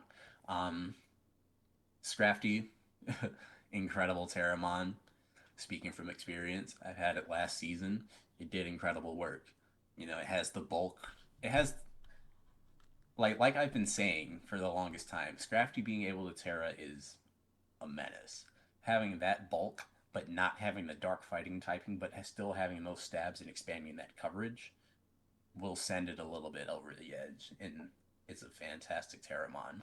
Um, you know, it's very I'd say it's really balanced. Like there's a very clear like speed gap, I want to say, from like you have like your speed core of Iron Bundle Mega Arrow, and then it drops all the way down to like Scrafty, Avalugg, Roserade, Gastrodon. But like those slow mons are good at what they do best. Yeah, I think that like I my with looking at his picks, I look a little out of order here, and I see Iron Bundle and Mega Arrow as like the two primary like high speed threats. Both like you got one special with ice and water, two great offensive types, and then Mega Arrow with the rock and flying, also two great offenses because like most like at least three of the four types I just mentioned, you can't block with an ability. So it's just like having that kind of coverage right off the bat is crazy. And then Raging Bolt is like as of this month like was like number 3 on coverage because I think Lauren was talking earlier about how you got rain teams all over the place. So the fact that this thing is just a clear and present danger to anything rain or anything that's water is just crazy. And I was looking up its stats earlier, and it's got like 137 special attacks. So like so Raging Bolt, or as I like to call it, the Thunder Noodle. Um, uh, I like to I come up with some fun names for some of the Paradoxons because some of the designs are just just hilarious. But like the fact that like it has good, even though it's like the like polar opposite of Raikou, with the fact that it's a slow electric, but has that kind of special attack, and the fact that it can capitalize with um uh with Thunderclap. It also gets so interesting little fact is that it is the only mon to learn rising voltage this as of this gen, like learn it as its own natural move. Um, so like, if he was to employ electric terrain for any reason at all, or just be on it, like it could be beneficial for him. With what I do like the fact that his his water is Gastrodon because it is its stats may not look the greatest right off the get go, but like I've used Gastrodon before, and it's a very valuable water pick. Like if he had Corviknight with it, like Gastrodon Corviknight's was a classic core in Gen 8, and that's something. And like Gastrodon was always like a menace for like how it can outlive you unless it gets hit by a grass move. And even then, like with Rindo Berry, like it's like it'll survive. And Roserade with its with two hazards employed.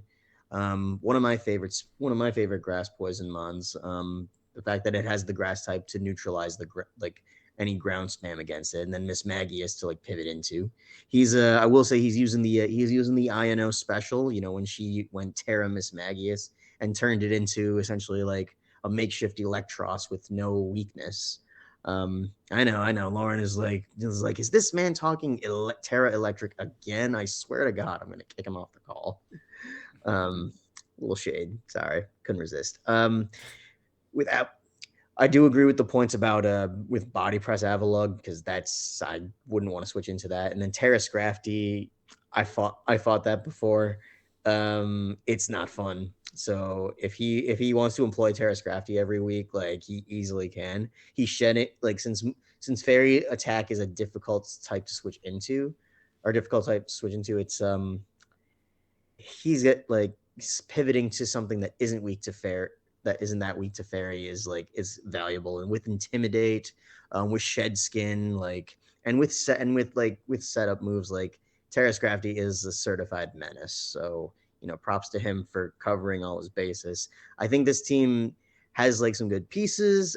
I don't know, like I'm interested to see how it all works out in the end.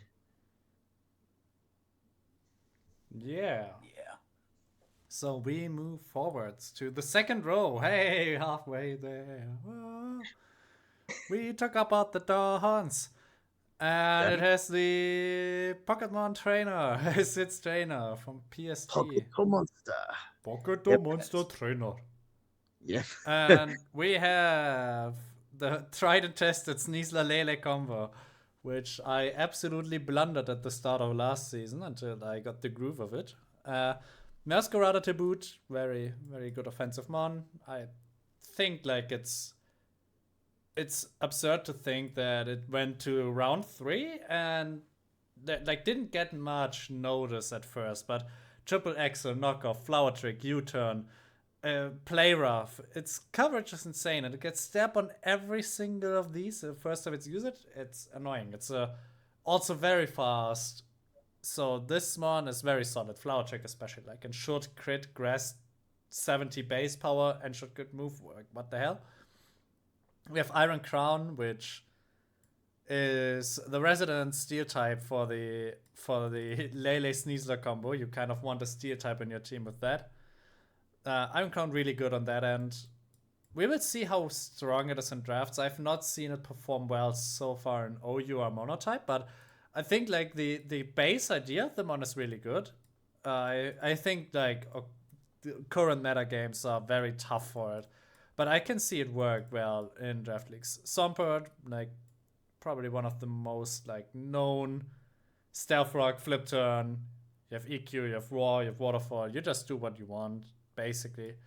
Talonflame with Terra is interesting. I like Talonflame because you heavy duty boots it, you bring it in, and your first flying move gets priority. So that can be Defog, that can be Tailwind, that can be a very strong Brave Bird.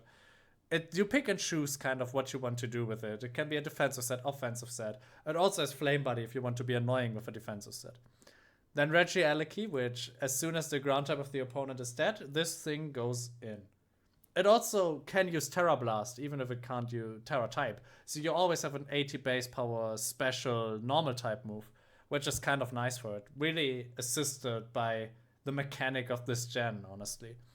Drumper is an interesting pick too. Though like it's strong as a special attacker. Technically speaking, it's like because it's slow. I think the Terra on it makes a lot of sense to move out of bad positions for it. Like, oh, there's a fairy against my. Let me go into my steel Drampa, and suddenly it just like hyper voice. It has glare. So a lot of utility, a lot of damage on this one. Especially hyper voice is a very good move. Basculin, I think like one of the funnier like 2-point pickups. We had it earlier where we have a 2-point weather pickup, like saying, oh yeah, if I ever get this in the right position, it will be strong. Basculin in rain for 2-point would be painful to watch. That with Terra also, that's damage right there. And Bennett as the last pickup, just a ghost type can always be worth it, right? As soon as you have mons that don't want to get close combated or like and hit by any other fighting type for that matter, any ghost type will be of value. Just having them around, like even if it's 1 point, if it stops a close combat from Mega Medicham, it just stopped an 18-point attack. So I think like there's a lot of value in this sort of like low pick, like low tier, but the typing specifically makes it valuable. Yeah, I think this team, off the bat, like I see the physical offense is like well covered. And then the special offense is actually like for like, even though it may not look it right away, like it is like it's got decent coverage. Like Iron Crown was like is the one I definitely want to see perform because Iron Crown it was one I wanted to pick up, but like it was a little out of budget for me because like it's got that new move Tachyon Cutter that can attack twice. It's a steel special, attacks twice and doesn't miss. So like that's like that'll add up, and like for anyone running Sash, like that's the last thing you want to see is that two strike attack. So and like with Steel Psychic, like that's a tried and tested type across multiple mons in like various tiers, like Jirachi, Metagross, even Bronzong. There's in Uber's Solgaleo, Necrozma, like just having Necrozma Duskmane, excuse me. So just having that Steel Psychic is like it's enough to put you on some kind of notice. Swampert, I think Swampert, I feel like is a great hazard, great hazard, and great like it's not the bulk mon you always expect, but it's like it can be a great supporter. I'm pretty sure it got some new toys this gen. I'd have to like take a look specifically at what it got, but I know like all the starters got like some kind of buff, so I want to see how well Swampert does. Let's see what else. Yeah, the Talonflame tried and tested. If he Terra taking the fact that he can go Terra with it means that like Stealth Rocks no longer like it can end even if it enters on Stealth Rocks, it goes Terra and like becomes a type that fire and flying that protects the fire and flying part is just like and neutralizes like say if he gets hit by water or rock, like he'll be fine. I fought Terra Drampa before, and I wouldn't underestimate that one, especially with the ability Berserk already makes it a menace. So like the fact that it can change types and just like it can like out bulk you surprisingly. So that's one to be careful of. The fact that he's like and he's like protected from priority at the same time can boost his own psychic offense. Like that already puts everybody on notice. Overall, like I think he's got a good like speedy offense. If I make one comment, I'd say it may seem a bit glassy. I could be wrong. But I also feel like while he's great on offense, I feel like his defense might be the missing element here. Yeah, for sure. Just to piggyback off of that, just off first looks, I'm probably gonna, say it right now. This might be the fastest overall team in the league. We have Sneasler, which can unburden, Meowscarada, which is already fast, Regieleki, which is the fastest thing ever, Talonflame, which is fast, Iron, and Iron Crown isn't. I mean, it's slower than Covalion, but I mean, it's a booster energy mon. It can boost its speed up some more. Um, it's yeah, like you said, it might be just a little lacking on the defensive side, which might not be terrible, given the vision of this team. Like the clear vision is, you want to break stuff, you want to sweep stuff, you want to, use your momentum mons between Swampert, Talonflame, Regieleki, Basculin if you need to. Um, spam those momentum moves just to get your heavy hitters in. Oh, yeah, Meowscarada too, of course. I am a huge fan of Terra Drampa. I've used it before. Its stat spread its stat spread and move pool and abilities lend itself really well to to Terra sets. I've used Terra Water Calm mine about 100 times, including once against this coach in a previous season. It went the fuck off. It has Berserk and Roost and Glare, Hyper Voice, Thunderbolt, Energy Ball, just about any coverage move you could ask for from Drampa, and it benefits really well from Terra. I'm a fan of Basculin as well. He has access to all three Basculin forms: Red Stripe, White Stripe, Blue Stripe. White Stripe can hold Eviolite and be kind of a menace, actually. I've seen it do work. Um, you know, and I think it still gets, Terra adaptability and stuff. It's a really nice cheap water. and it really fits well into the whole offense vision of the whole team. Yeah, just to speed things forward here, just jump over to the next team. Yeah, All for right. sure. The Iwata Incineroars from Yeah. Mr. Dan Cortex himself. Already he like puts everybody on notice with Megalopony and Spectrier. So he's got physical offense. He's got one of the best, like the one of the most sought after megas in the whole game, like right there. And then Spectrier, the high speed special threat. We got Iron Treads, I think, while it's not great Tusk, but it is still like it's still a great it's still one of like the better mons in draft to use. So the fact that it has spin, it's very fast, steel ground that can pivot. Um, the physical offense goes right next to the physical where physical offense he really like lucked out with Gyarados being 12. So it can Terra and it like sheds that water flying like electric hazard and just can become a menace with Intimidate and Moxie. Um, he's got a good poison. I've used Dragalg in the past, and with like its special bulk, like that'll be a great like saboteur and like good tank for him because like it can pivot, it can poison with and set the T spikes. Welcomes the use of Assault Vest.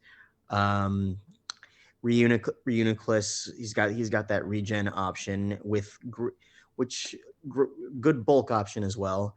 Terra Deoncy, we've seen it in the past be just also another menace. Shedding the double steel weakness, and just changing to of course this league we're changing to any type, and with its stats it's kind of ridiculous that it's 9. Frankly, I think should have been just above 12, but it's done now, and he got a really good budget pick in my opinion, a budget pick that shouldn't be a budget pick.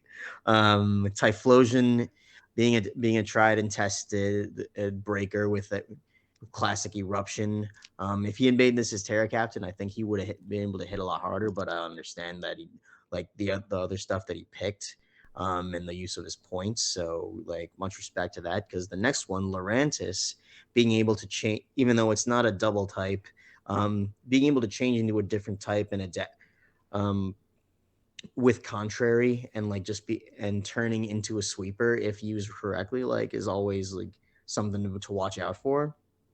With more Pico, or as I like to call him, Hangry Chew, because this is Galler's Pikachu. Having that electric dark coverage is great. Having parting shot to pivot and weaken will just makes more Pico a high value pick. And then Ice Cube, it's like his like special option. No, like special in the sense that like it's like it doesn't fit any particular role, but he has an ability to make some use of it if he sets it up correctly. So like I like the Ice Cube pick.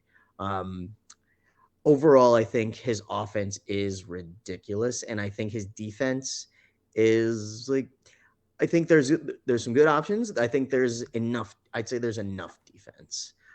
Overall, like I'm a big fan of this team because it's gonna be a high tier threat. I think Ben, I think he had a good outlook. I think when he put this as I think his second or third highest team. I can't remember now. Yeah. But I think overall, Kevin did a really good job with this team. Yeah, for certain. This team is really insane. Megalop and Spectrier, I've used those two together before in an unfortunately unfinished season, but that's neither here nor there. Um, Terra Gyarados might be steal of the season. We talked about Scrafty being nasty with Terra. Gyarados is probably even nastier with Terra. It has two of those same abilities, Intimidate and Moxie. It can use both of those. It's a great effect. My children, Morpeko and Ice Cube. I love Morpeko. I've gotten 4 kills with it against a team that had 4 ground types on it. That may or may not be skill issue. Um, Ice Cube, it's a great, like, the, Ice Cube is a funny ass mon. You know, Ice Face, just to block any physical attack once. It can set the snow back up if it wants to regen the Ice Face. Um, Diancie is a great Terramon. Lurantis, we didn't talk about this yet. It's so far um, the only mon that can really use Stellar Terra to its advantage because it has Contrary. Um, it's obviously no superior. It's obviously no enamorous, but it will absolutely get the job done. Um, the rest of the Mons, Iron Treads, Dragalage, Reuniclus, um, they're all great glue pieces. Reuniclus is going to be incredibly annoying to deal with. Um, it gets regen, it gets magic guard. It's just an overall really hard mon to take down. So, Yeah, Kevin, and I you did think well. like we see a lot of good speed tier over here, right? Megalopony is Mm-hmm. fast, Spectre 394, Megalopony I think 4 or 5.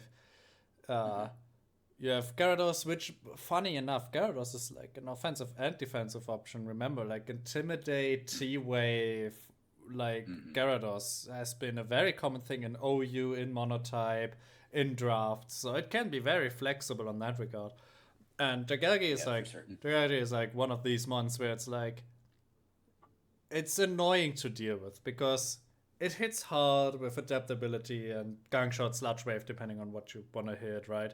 Draco Meteor. It has flip turn to keep momentum. T spikes if you don't want to run AV, and it's just the one that like can do a lot of things, and you are hard to. It's hard to punish it while it's doing it. At least for like an 8 pointer, right? Reuniclus probably very well known to be like, oh, I'm behind, like, and I'm currently losing the game. Let me Core Mind Iron Defense boost up while Toxic doesn't deal damage to me and see if my opponent crits me or not. And you just play the lottery, and if you win, you win. And if you lose, like, okay, it's someone that potentially could have saved you from losing a lost position. Uh, but like it's no cost to it basically, right? And it also can be regenerated and just be annoying while otherwise. Diancie we have seen, uh, like Terra Diancie can be very very tough to deal with. That body press after it gets the boost hurts a lot. Typhlosion, Lurantis, Morpeko, and Ice QSD lower end pickups, all like they have their advantages and their unique like things they abuse. Lurantis, for example, with Contrary and Terra Stella and all that kind of shenanigans. And it can use close combat and Leaf Storm reasonably well. Typhlosion with like the Eruption, Morpeko usually like Rapid Spin and that kind of shenanigans. And then Ice Cube with the Ice Face Belly Drum shenanigans. I think they all have like unique aspects to them that make them valuable. The question is how you can use them like with the rest of the team. Absolutely. A lot of creativity. Sorry. Yeah, there's a lot of creativity in this team, and like you can do a lot of things with it. I think, and like the defense and offense goes hand in hand, in my opinion. Mm-hmm. Alrighty, I can go ahead and tackle this next team, the Superior Superiors, All right. with the hardest rain team of all time. We have Coco Pelipper right off the bat. The main goal: terrain and rain. I've used the similar core before. I've had some success with it, and I think he'll have fun with it. Now, he has great speed between Coco, Kilowatt Troll, a number of different Swift swimmers. Now, Gudra's a great dragon for rain teams. I kind of wish it was Kingdra, but I understand why it's Gudra. It also has, some rain applications with hydration. It gets a number of different water moves. It can terrestrialize into a water type if it wants to. Um, Alolan Raichu being the sole abuser of electric terrain. It's nice. Would have been nice to get a Paradoxmon, but stuff and things happen. Um, the issue that I do see with this team, and that I'm pretty sure quite a few other people can see with this team, is that once you take rain out of the equation, most of the speed goes away. Um, Megapert, Floatzel, Poliwrath, Armaldo, um, those are the swift swimmers. Those are great swift swimmers, but what happens when rain is gone? Then we're kind of stuck a little bit. Um, Drapion is a great pick. I considered it myself, but then I saw Skuntank was a little cheaper. It's a great toxic spiker. It's a great pursuit mon. It sits at a great speed tier. It's quite bulky. Um, yeah, it can be a swords dance agility sweeper if it wants to. Kilowattrel takes advantage of rain. It doesn't exactly take advantage of electric terrain because it's off the ground. So Thunderbolt's not boosted. But having perfect accuracy hurricanes, I forget if it gets weather ball or not, if it does or doesn't. It's great momentum, great speed. Um, Kind of like budget Zapdos. But yeah, very straightforward rain team. Um, you keep rain up, that's where your success will lie. Yeah, I think that's like it's both like it's the blessing and the curse. And it's like your attention. The one downside of every like weather and terrain team is that you are essentially watching you're watching that turn count on like the left hand corner of the screen. It's just you're seeing the turns tick away, and it's like, all right, it puts you in a mindset of you have this number of turns to operate under. It's similar to like the idea of trick room, where it's like you sure it's up for 5 turns, but by the time you really want to use what you want, what you're intending to use, you lose a turn. So I think that may put you in a constrained mindset. At the same time, if you're precise with your turns, it's where you can thrive. So it can work, but it comes with that same fallacy of like being stuck in like a limited window. Like Coco and Pelipper will set the stage. Um, he's got Farathorn, which will be protected by the rain somewhat. Um, I wish like we think it was mentioned before that our Chaladon would have been perfect, even though he could be doubling up on Dragon, but it might be a move to consider later. But we won't speculate on what ifs all night because let's focusing on what we have. The fact that he has Float Soul as his Terra Captain and as the rain to use it, like it clicks Wave Crash, it can do Terra Water Wave Crash, and it essentially just like obliterates something. Like the fact that it got Wave Crash this gen, like made its usage so much higher when Scarlet and Violet came out. He's got Poliwrath and Swampert, two physical waters that like will do like Mega Swampert's tried and tested. So like that's like a great rain option. Um, we have Kilowatt will be fast, and like Kalen said, it's kind of budget Zapdos with more speed. Drapion I've used before, and like if I like if I had a shot, I might have gone for it, but like because Drapion doing does its job very well. The fact that it's just like it's one of the better like knockoff users in my opinion, and the fact that he got it at 8, I think is like kind of a steal. It's just like its coverage and overall just like the pressure it puts on is like it's very good. It can be a sweeper if it was so inclined to be. Um, it has like it has battle armor to avoid crits. It has sniper if you like combo that with like scope lens. If you go fishing and use some of its high crit moves, like you can go fishing for crits, and like the damage is just outstanding. Like I'm pretty sure Omar used that in a league past, and I like just remember just the damage just being like out of control. It's like I should say like, oh man, crit mattered, but I'm like, no, like he was like that was clearly like set up to like have a greater shot of critting. Armaldo I like because it's a hazard. It's roll compressed. It's got hazards. It's got spin. It also can use swift swim, which for being a rockmon, like is like it's an overlooked technique, but like he's got the option if he uses it right. Like like Armaldo could be the game winner. So don't underestimate it, but like Kalen said, like it's either you win with the conditions or like once the conditions are gone, you either have a good backup plan or you're done.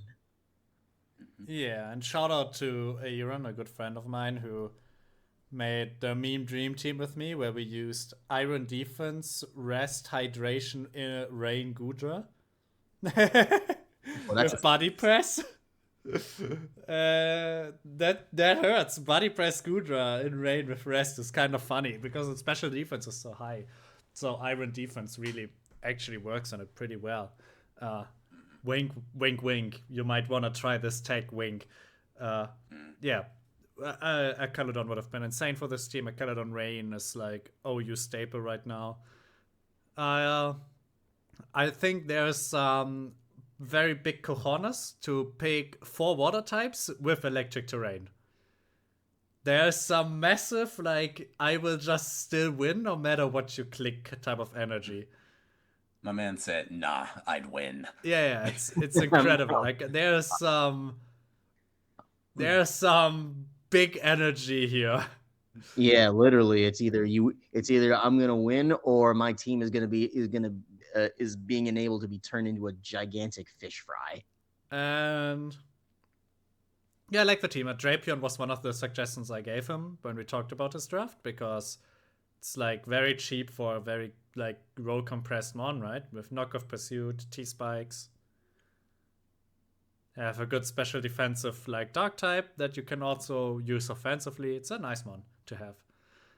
And I think a couple of Swift Sim abusers, like the very, very, very, very, very well known In Rain Ferrothorn, which just kind of doesn't care about fire types at that point anymore. So yeah. Talking about fire types, let's jump over to the next team.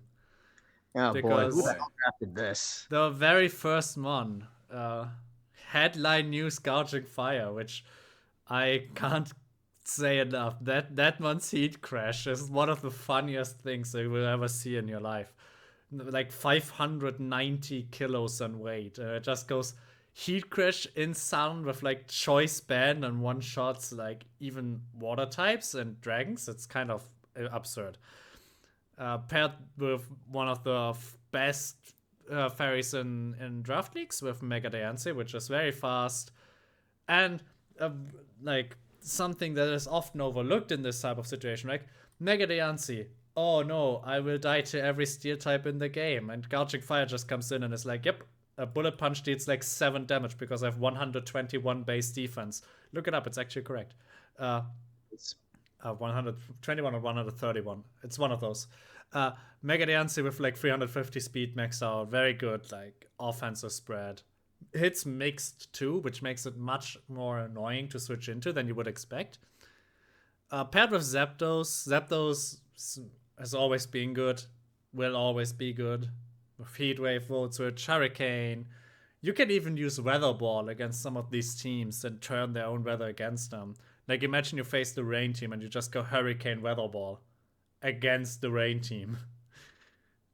So there's a lot of options with this. Metagross, I think with Terra, it's like very, very solid, right? You can just pick and choose what you want to delete from the game, basically. And it also has Stealth Rocks, so there's a lot of utility in it too. Volchian, there's a very good defensive dark type with the grass too.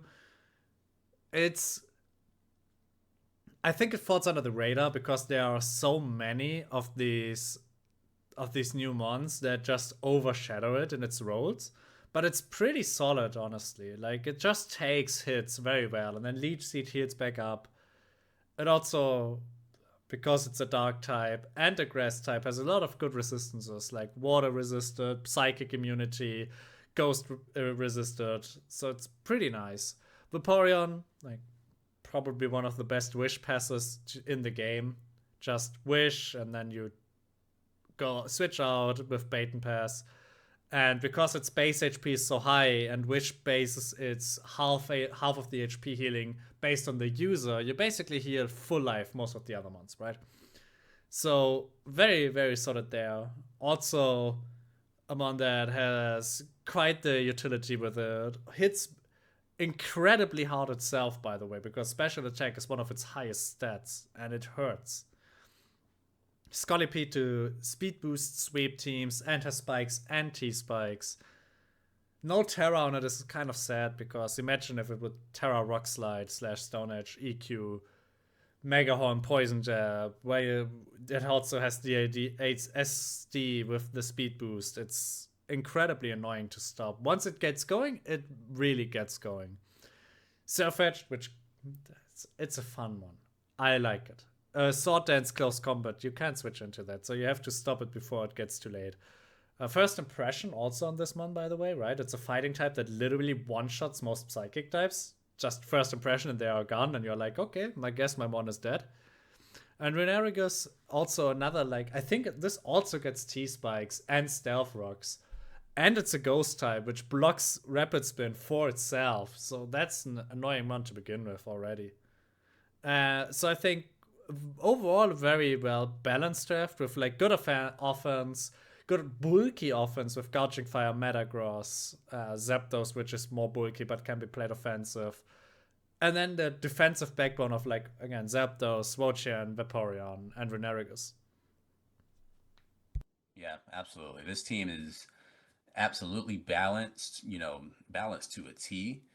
Gouging Fire is one of the craziest new toys we received. I like to think of it as Mega Charizard X that can hold heavy duty boots or booster energy and just get going and get to winning. Like, the clear goal of this team is to break, sweep, and occasionally, have a defensive backbone to switch in with. Vaporeon is an excellent wish passer, giving free heals to just about everything, basically giving a second life to Mega Diancie, which sounds scary, and I don't want to deal with that. Scolipede is one of my favorite mons ever. It can snowball out of control really quickly. Swords Dance, Mega Horn if you hit, Poison Jab, Earthquake, Rock Slide, so on and so forth. Surfetched, another favorite of mine. I love I love the leak. I love critting stuff. I love having the 50% crit chance with the leak and guaranteed crits with moves like Leaf Blade, Night Slash. I'm forgetting something else. Um, Woshan with Terra. Woshan is a mon that loves Terra. Tablets of Ruin plus that nasty Spadef stat plus Leech Seed and Giga Drain makes it kind of unkillable. Um, gets knockoff. It gets I think it gets like Stun Spore if it wants to, do a little bit of speed control. The clear Terra Star though is Metagross. That thing's been eating this. That thing has been eating this gen. It gained Psychic Fangs. It gained Knockoff. It gained Heavy Slam. So it doesn't have to miss another Meteor Mash ever again. Um, and of course, it has a great stat spread that lends itself really well to Terra. So, and Zapdos being the great Glumon that it always has been for the past 27 years. So, Yeah, I think overall with my team, like the main concern I had for it was the speed, but like I think overall, I think it's still like workable, and it's got plenty of pieces where I think in theory, I should be able to live without it. But I think overall, like the first thing I wanted to do was try Gouging Fire because like that's my boy Mega Charizard X. But with the ability to hold an item with a little better bulk, and just overall, like I've seen the replays, I've seen stats. Like this thing is a literal monster. The as we've been calling it, the Banana King is yep. is truly a certified demon. And then paired with the mega, so I've got like the physical part figured out there, and then I've got the special offense breaker with Mega Diancie right away. Like sweet, so we got that set. Zapdos was one I wanted to try. I was a little concerned at first because it was just because with this points draft we got to play it closely. So, but at the same time, like I saw it as like, all right, this is a good staple option, even if I'm not completing a core right away. It's like it's still a great like overall like utility, offense, defense, like whatever we need with static, like similar to how Ben has Moltres. Like you don't want to make contact with that. Like you don't want to make contact with Zapdos because you'll get paralyzed, and which is known to happen quite a bit. Somehow more frequently than Flame Body. I don't know. I think I don't know. Smogon bias, Showdown bias towards the coding. I don't know. I digress. With Metagross, like that's personally one of my favorite mons. That often it's sad that like in previous gens, like how it got overlooked in draft. But like with this gen, like and being only like 12 points, like getting to Terra that, the fact that it's clear body with that, like so you can't drop its stats. And you have some of the new moves that Kalen was mentioning, like with Psychic Fang, with Heavy Slam, with you got Trailblaze too, which saves me the trouble of using agility. Also for note, it got that new move Psychic Noise, which, well, it's like, all right, well, you're gonna run a special attack on like this all physical demon. Like Psychic Noise stops healing, so like that, I feel like that's got some utility for anybody who's got like the Psychic Mons that can use it. So it's an option, and then having knockoff like just already makes it like a fella like it'll kill psychics, it'll kill ghosts, and like I'll of course remove the item, so that's a detriment. And then we go to like the other defensive pivot I've got, which is my other. I wanted to do a Terra Captain that was offense and defense. I had Scolipede on the brain for a while, and I was like, all right, Metagross seems like too good to pass up on. And then I have another option for defense instead of going all out offense.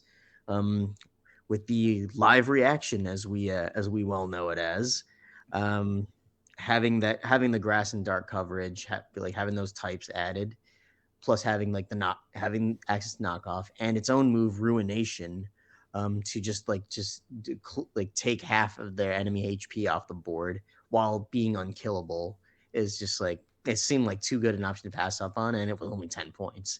And Vaporeon, like we were saying, was like wish with pivoting and with good special attack, because like water and ice will hit plenty. It actually got that new move because Eevee got it, so naturally all the evolutions get it. Got a new move alluring voice, which when somebody 80 power fairy move that when somebody gets a stat increase, they get confused if they get hit by it.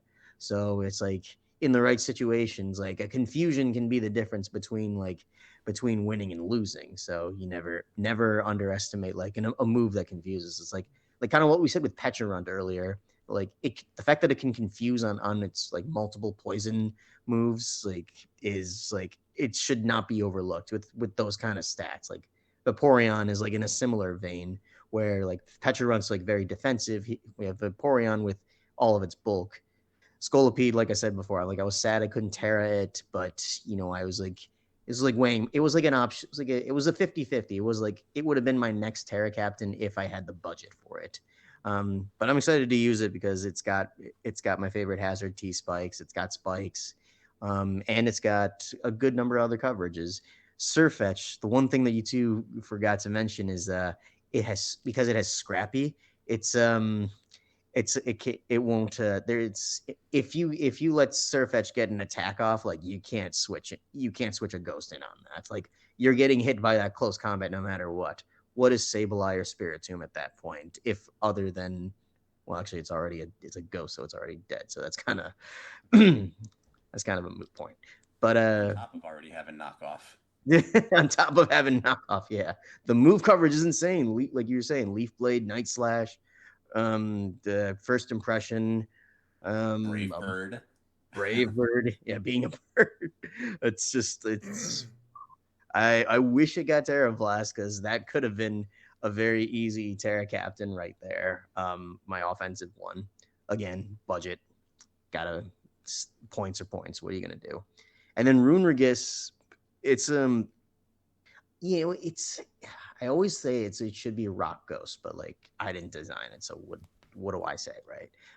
But the fact that it's got its hazard access and it's got all the ridiculous defense stats, plus like if for certain mons that are ability reliant, the fact that it switches that ability with its own ability, Wandering Spirit, like it's one that I feel like could be underestimated easily, because like you're losing that ability that was giving you an edge, and then in the right moments that's detrimental. While I don't like the lack of healing moves per se, I think I do get rest at least, and having wish will like compensate for that. So, overall, I'm pretty content with how this ended up. On paper, it looks great, but of course, paper and practice are two different things. So, looking forward to seeing what I can do with Banana King and his friends. All right, let's hit up this next team, shall we? Yeah, why don't you go first? Yeah, I'll hit it. So we have Alice Chan 89 and the LA Charger Bugs. And she stole my chicken. She stole my Blaziken right before me. Stole your But that's KFC. okay. She stole my KFC. She stole my Popeyes. But overall, looking at this team, Blaziken, Latios, Lando T, Gengar, it's offense off the chain. That's You know, fast. like it's fast offense, it's strong offense. She has a defensive backbone between Milotic, Fortress, Aromatisse for Wish, um, Vikavolt for Webs, Mega Glalie. Interesting pick. Nobody ever chooses that one. I'm excited to see how that does. But I know it gets spikes. It has Refrigerate, normal moves, Explosion, Body Slam, so on and so forth. Um, Liepard for Prankster Shenanigans. Um, it really, like, again, this is another mostly offensive team with a couple of defensive options here. Terra Milotic is really interesting because I'd like to think that Milotic really enjoys being a water type, but of course, if it's a fairy type, it gets a whole nother set of resistances and weaknesses and whatnot. Um, Expands its coverage too. Like the general trend I'm seeing, like between the Terra captains, is that or at least two of them, I want to say, like, is two offensive and one defensive. Vikavolt loves Vikavolt loves the Terra. Um, you know, it has Thunderbolt, Bug Buzz, and then Terra Blast of her choice. Liepard, I think, is a similar situation. I forget if it made it in the Scarlet Violet, but I think it gets Nasty Plot, Dark Pulse. Um, I don't I don't remember its other moves. I'm sorry, offensively, but I mean, Prankster Thunderwave, Prankster Taunt, Prankster Prankster Annoyance. We'll put it that way. Well said. Well said. I think Uh, I want to touch on one point I disagreed with you to. I think because the speed doesn't even look that insane. It's 350. It's 350. It's needs speed boost. Otherwise, it's 284. It's like Lander T is like 317 or something. Doesn't It's like 30. It's like 309 even. Yeah, right. Mm-hmm. Glalie is 350. So the speed is not that high end actually. It's just like it's a lot of mons that are on the very very same tier of like 110.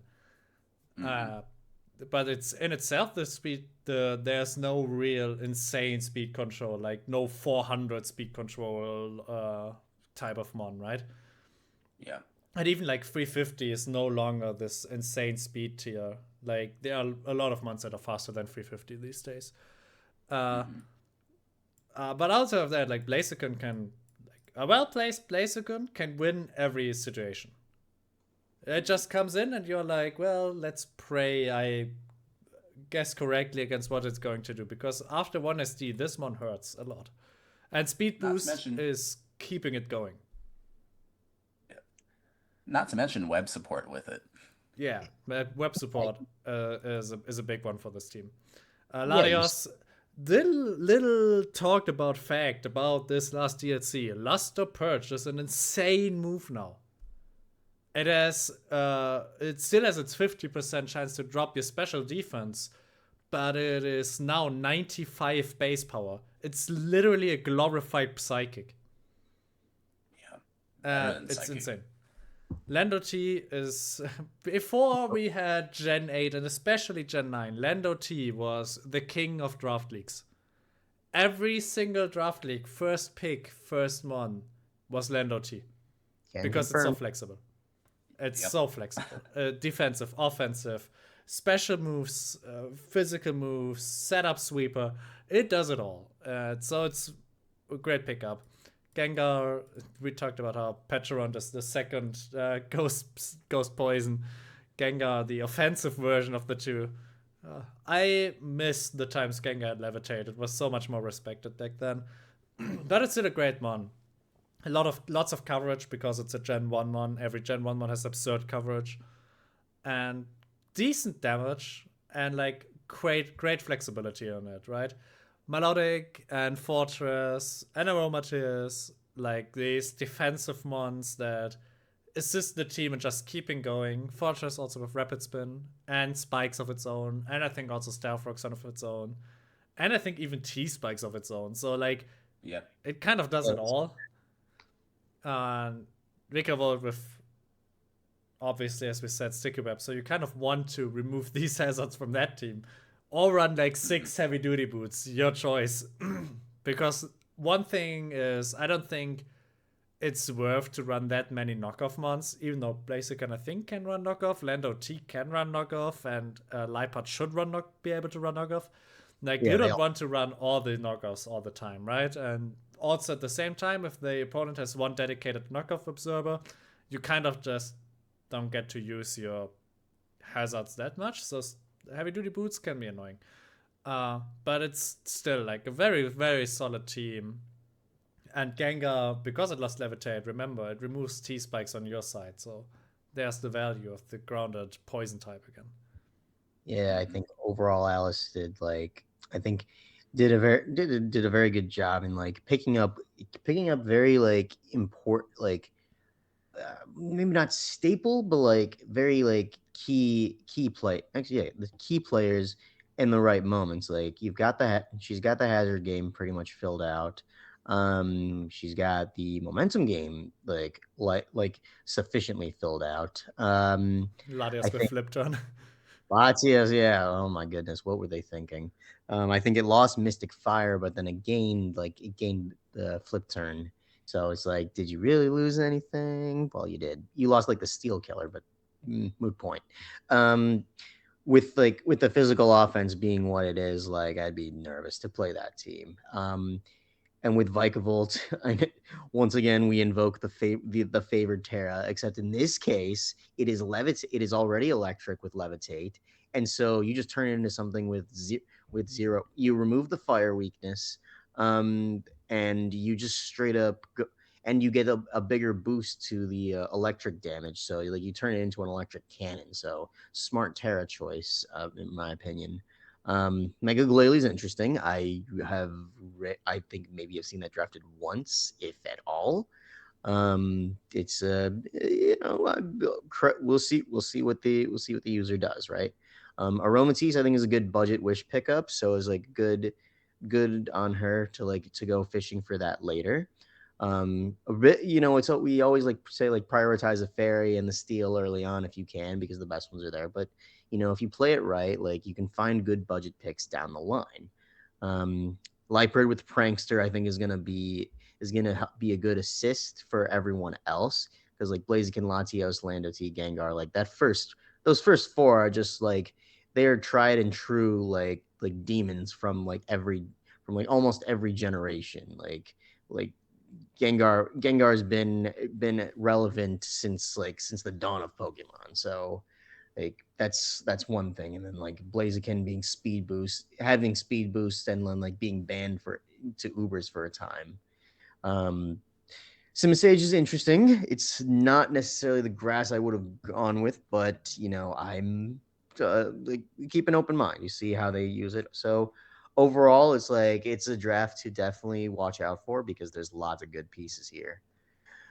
So good job, LA Charge Bugs.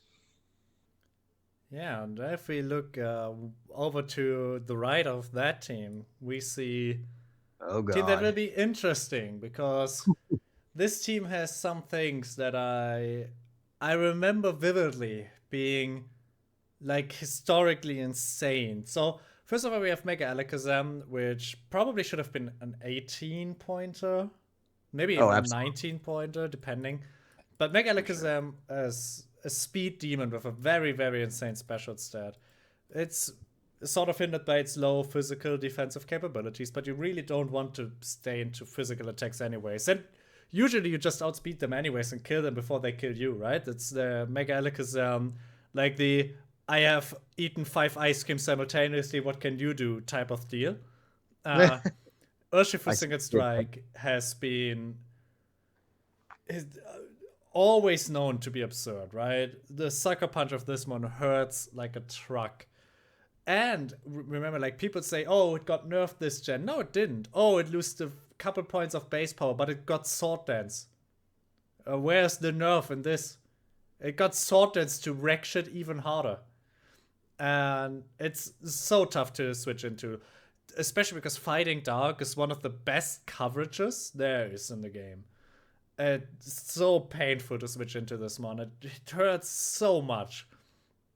So only like a handful of teams even have like options to defensively switch into this reliably. And fairy types, like one of the things that can at least come in, but it also just U-turns out. Corviknight, can't speak about Corviknight without noticing that Toxapex is in here. A very well-known defensive core. Back in the day, it was Skarmory, Toxapex, and then a ghost type. Most commonly, the Mega Sableye, which was the trifecta of stall. Every stall team needed those three. I kind of miss a good ghost type in here. We have Ghastly. Okay. Ghastly. But like this combination has always been historically been very well for like stall. And these two together are like insanely good anyways. Sandy Shocks, which shockingly is a 12-pointer? I didn't realize. So it can Terra, which has great stats, good offense. Like, again, right? U-turn, Volt Switch. A very tried and tested combo. You U-turn, you Volt Switch, you get a good position, and you are just annoying overall. Also, shout out to Toxapex having Scald here, right? So it's like in SV, it dropped to UU because it lost Scald and it's kind of not worth much. But here we have Scald, it's very annoying. Hydrapple. I think Hydrapple is one of the funniest new Pokemon there is. And the very first person that gets Fickle Beam critted on will be the saddest person in this draft league. Agreed. I have had this happen to me from a Choice Specs Hydrapple, Fickle Beam crit, and my Corviknight was like 60% gone or something. It was absurd. It did so much damage. It also has Regenerator, which is just a great, one of the best abilities in the game of all time. So we have like Toxapex and Hydrapple regen core. Very annoying. Frostmoth with Terra to Terra out of this abysmal 4x weakness to fire. Because so, like, some 4x weaknesses are not as bad as others. 4x weaknesses are fine to certain types. Like 4x weakness to bug, you don't really care too much about it, right? But 4x weakness to fire, when fire is one of the most commonly used coverage options because it hits steel, is very annoying. So tearing out of it, its ability is one of the best abilities there is, right? Like, very good for special defensive situations. Quiver Dance, Ice Beam, Bug Buzz. You have Terra into ground, for example, to hit them with the ground Terra Blast. Very, very strong option. So this is a good, overall with Terra, very good one. Cinccino, it got Tidy Up, if I remember correctly. It did. Which is an absurd move. Tidy Up is absolutely absurd. And then we have, we talked about this one earlier, right? Yeah, here. We have Diancie here to the left, and we have Diancie at home over here with Carbing. Mm-hmm. The same general idea, just less powerful. Still a good Terra Captain and a 2-pointer, so it's a very good 2-point pickup. Camerupt, also like just a fire type. You know, you kind of want a fire type in the most drafts. But you also want an electric type in most of, and I didn't pick one, so who cares about roots? And Ghastly is a 1-point pickup. We have a ghost type, and a grounded poison type to avoid T-spikes. So shout out to Ghastly for doing something. Wait, I think Ghastly kept Levitate. Did Ghastly keep Levitate? That would be even funnier. Okay. Now you just play it with like the heavy Iron Ball. Iron Ball, what it's called, to make it grounded. I don't care. You remove T-spikes with it, and that's about it. What's it going to do? But it's fine. We'll see if Ghastly shows up to any games. Yeah, overall, like, he just puts everybody, like, I've been using this phrase a lot tonight, like putting people on notice, because like when you pick up Alakazam like in your first round, I think he was like pick number 2 or 3. 2. I think Two. He's right after me. So it was like he made perfect use of that draft position by taking like, I say Megalopony is one of the most valued megas, like, and I still say that, but like I think Alakazam is tied for first, if not a very close second, because just of everything it can do, and the fact that it just destroys you with that special attack. And then Urshifu is like previously a menace in Gen 8 and still a menace in Gen 9. I have no idea how Urshifu made it back to the second pick, by the way. You Yeah. people are all crazy. Man. We are all crazy. We Corviknight, are. I was looking at for myself, but I did get sniped on that one. So we shuffled the plan a bit, but hey, I got one of my other favorite steel types, so no complaints there. The Corviknight Toxapex core, great core, both defense stats. Like I've seen special defense Corviknight, Fizz Def Corviknights too is always tried and tested. Both, of course, it's worth noting that both of them will hate electricity, so he's got to be cognizant about that. But still, defensively, like that's a core I don't want to fight. Sandy Shocks. See, the one downside was I like it as a Terra. I have mixed feelings about it because I like it as a Terra captain. At the same time, Sandy Shocks doesn't have too many coverages, so like it needs the Terra, but at the same time, it's like if you can do a more efficient Terra captain, maybe. But it cuts both ways because like electric is good coverage, ground is good coverage. It has power gem, so rock too. And then after that, It also has Terra Blast, no? Because it's from S3. Right. So you Terra Ice and you have T-Bolt Ice Beam, basically, at home? You do. So it's like I said, it's like it cuts both ways. It's like it's limited in that sense, but it's also like enabled in that sense. So it could be like it's still a good captain. I'm not like I just want to see like what he does with it. Toxapex, great defensive core, so he's got his grounded poison. Hydrapple, that would have been like I looked at its stats earlier, and like Hydrapple is actually better. It doesn't have thick fat like Appleton, but it has better defense than Appleton, which I think is kind of insane because like it would think Appleton is like the denser of all three of Applin's final forms, but like the Hydrapple seems like it's gonna be like a fun mon to fight. I would have liked to see that as the Terra captain, but like it may not need to be because like 120 special attack, 110 defense, like over 100 health, like and 80 spadef is like still respectable and still like a good dragon at that one. Frostmoth is I don't know how Frostmoth did not make it on the Terra ban list because if that thing goes Terra, we're in for it because ice scales being the defensive move, the defensive ability that it is will keep Frostmoth alive a lot longer than you care to admit. And not to mention it utilizes Terra Blast like better than a lot of the captains. So it's like this was the fact that it was 8 for Terra, like he got a deal. He really did.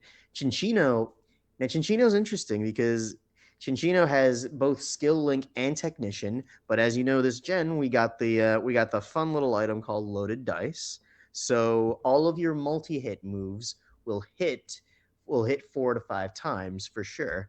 And then not to mention it has triple axle, it has bullet seed, it's the original user of tail slap. So, I think this could have been I think it's a Terra that he passed on, but of course, looking at his other ones for budget reasons, I think Chinchino would be like if you imagine stacking technician with loaded dice and with Terra, and let's add tidy up for the sake of argument, like you're looking at a demon that we will not see Terra this gen, but like will still be something that's going to be annoying to fight because this thing could has the potential. Pop quiz for you because you said it. Do you know how technician / loaded die interact with triple axle? I think the damage does go up, doesn't it? Like I think you'll get all 3 hits. If you land the first one, you'll land the other 2 with loaded dice. Yeah, loaded die makes it so you only have 1 accuracy check. That's the interaction. Yeah, and then like most people don't know that. I remember that when I like picked it up in a different league, because I had to look up like the interaction. Sorry, looked it up. I think I found it on a forum actually. But and I think triple axel's like third hit still falls under the threshold where it'll be boosted by technician. So you're looking at some power, like some real power hits. So Chinchino, don't underestimate Chinchino. I wish he made it as Terra, but I also understand why he didn't. Um, I think the third hit from Triple Axel is 80 base power, so it shouldn't get technician boost, right? It's 20, 40, 80. Oh, it is. Okay. So, all right. Even then, 2 out of 3 is still going to be still going to be pain to walk into, you know. Yeah. But yeah, the last 3 picks, I can't say it's hard because because Gasly, we love Gengar, we respect Haunter. Gasly is like LC, so I want to see how he uses that. If that makes the difference for him in a game, then like what did you say you were gonna do earlier? You said you were gonna like review every single video of whoever made it work with like what was it, Clefairy, Munchlax, one of the, like the low picks. I forget whose draft you were talking about at that point. I don't remember myself. Yeah, but Gasly, camera up is I want to see what he does with it. I respect a good fireman, but it's low tier, but we'll see.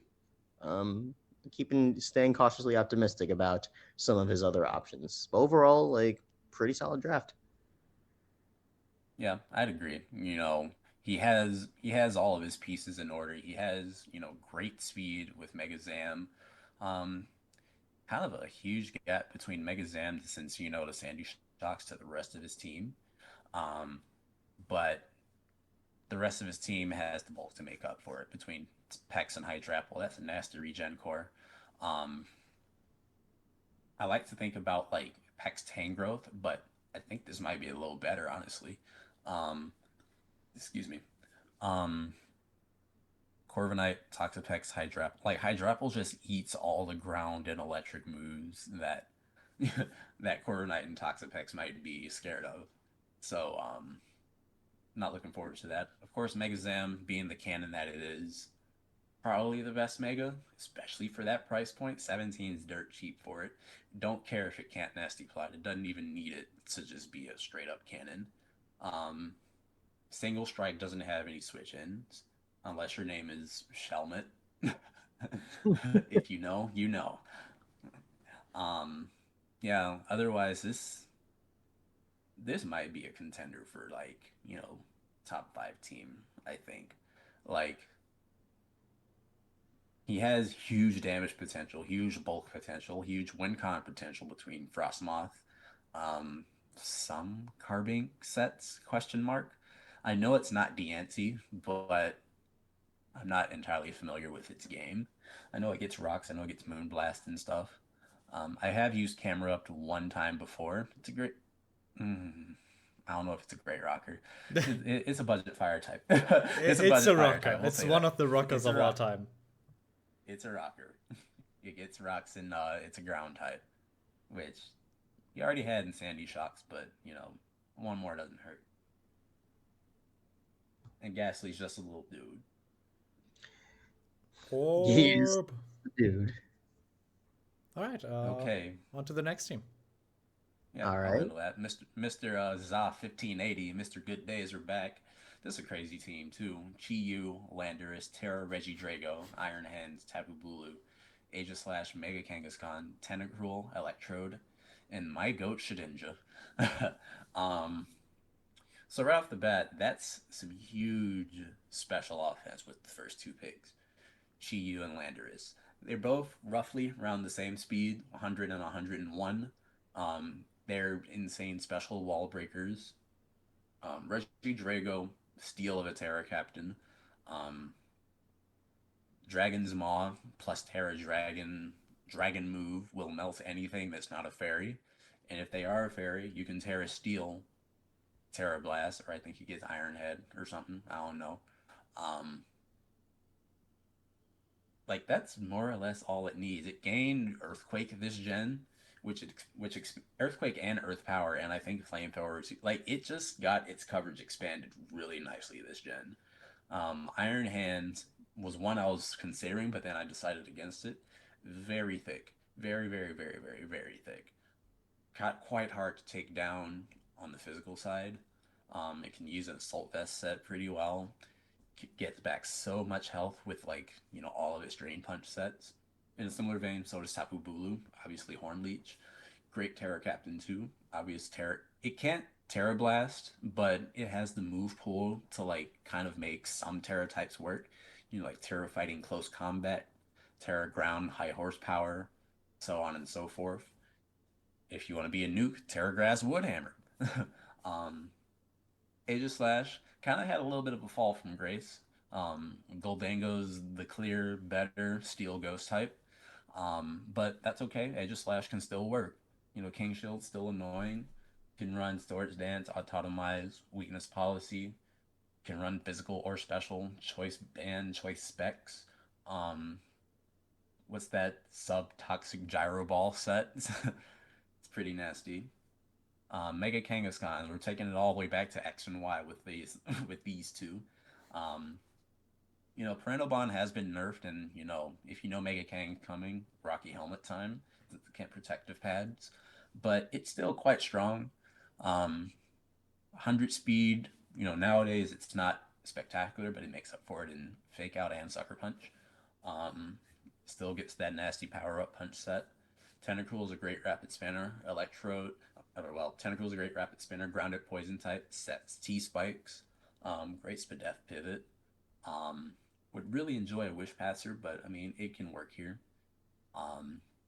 Electrode, super fast, dedicated boomer. But it also really benefits really well from Terra.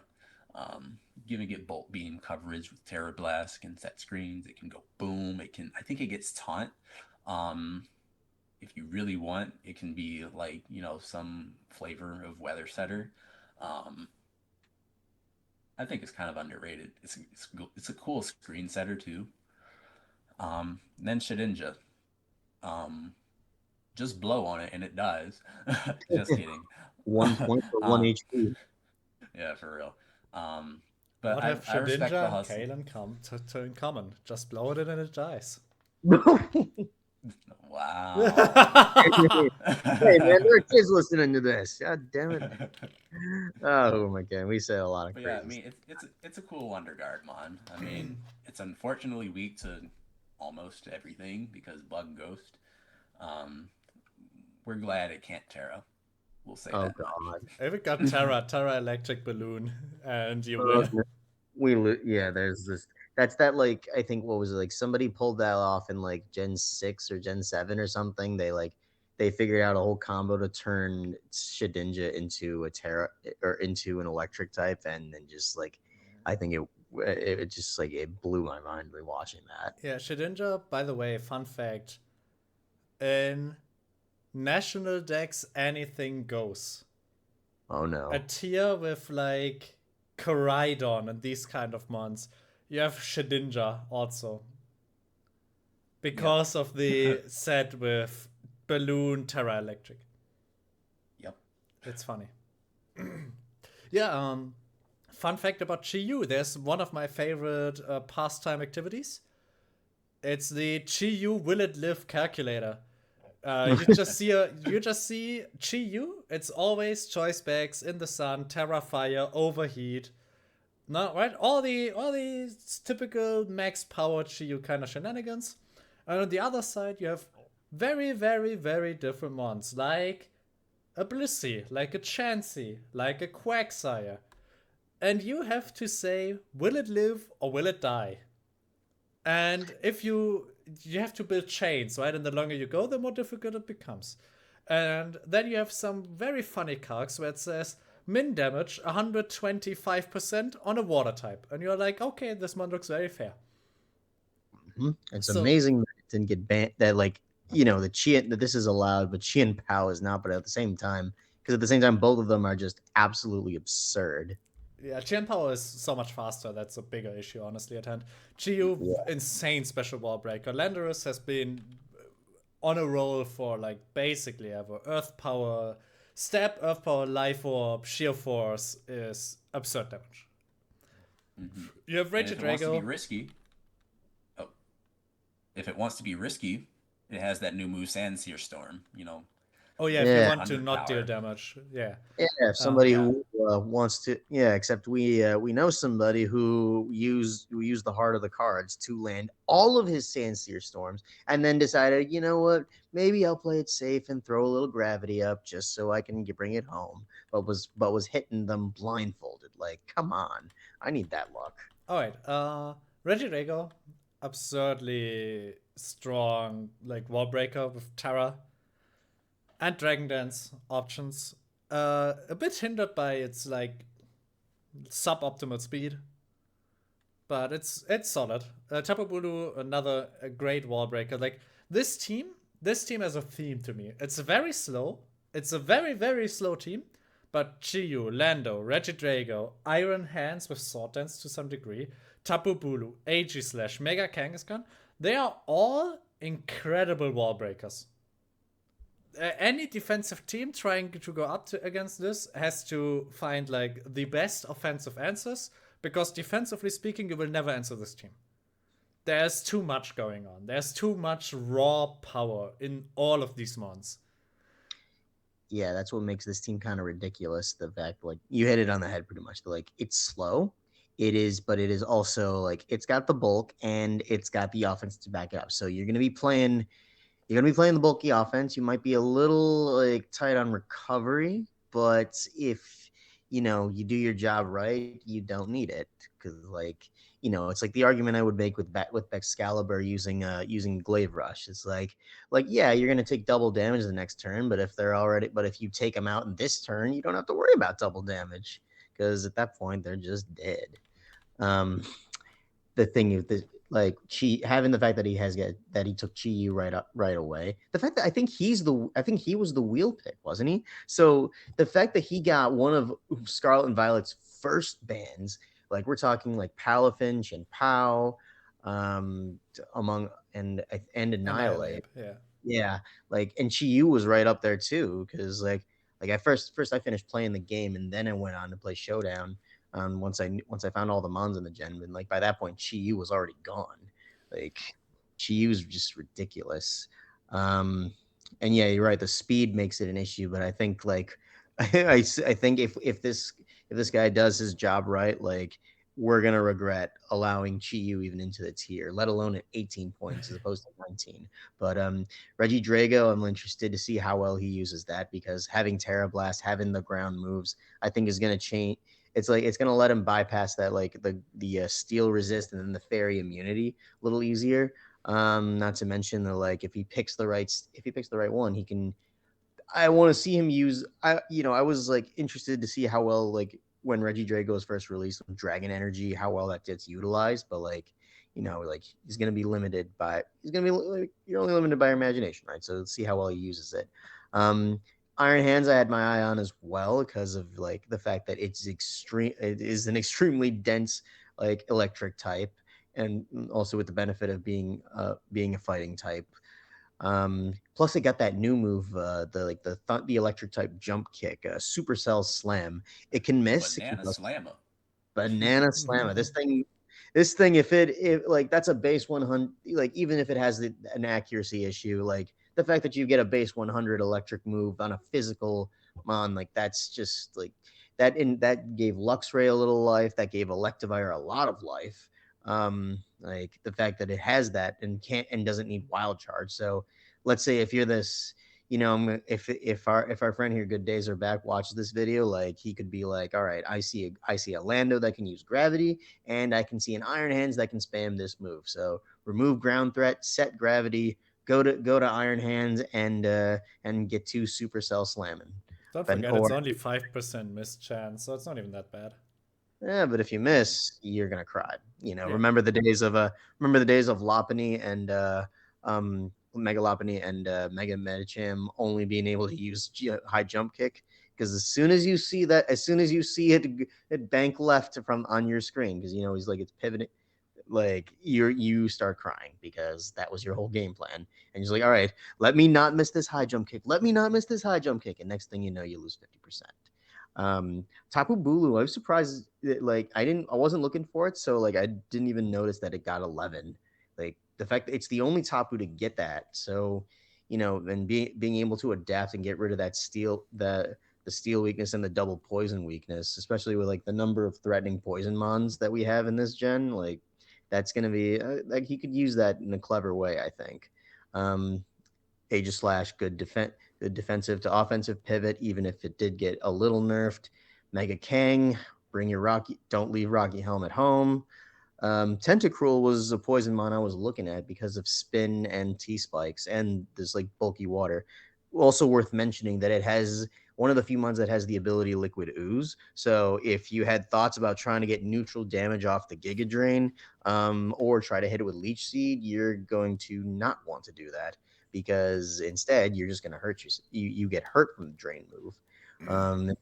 Electrode and Shedinja are kind of the oddballs, but let's see what he does with Electrode. I think Hisuian Electrode, is what like gives that species some class again or some hope again. But I don't know. Electrode, it could work. I think it's got a good, but it's a low tier. We'll see. It's fast, so that goes for him, and he'll set. It could be just like that, like expendable lead where he sets the screens or he volts out to check, or he just clicks explosion right off the bat.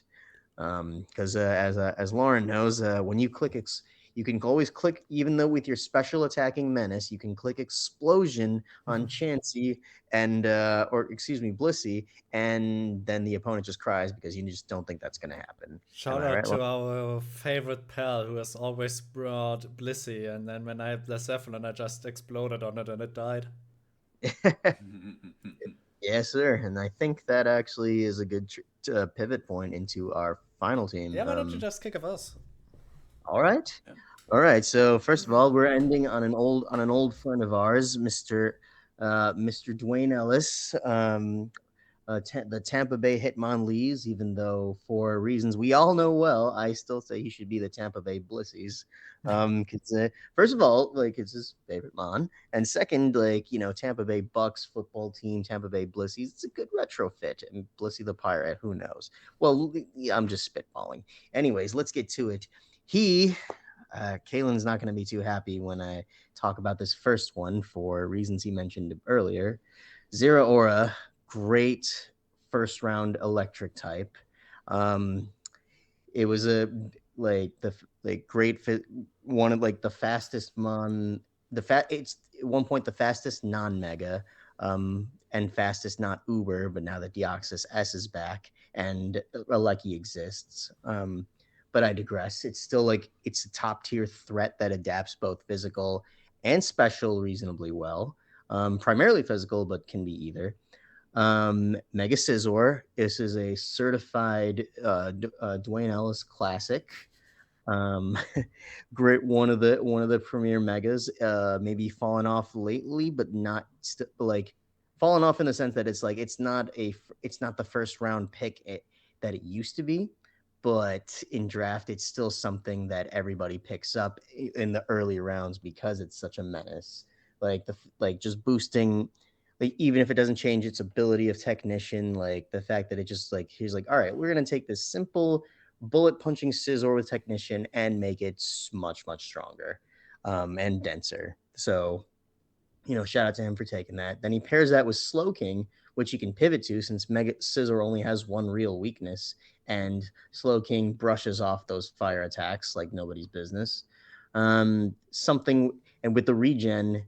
And a Wish Passer that he picked up on the 5th pick. That's good. That's good healing he's got right there. So Slowking will never die. Florges will baton pass Wish, and keep the whole team alive.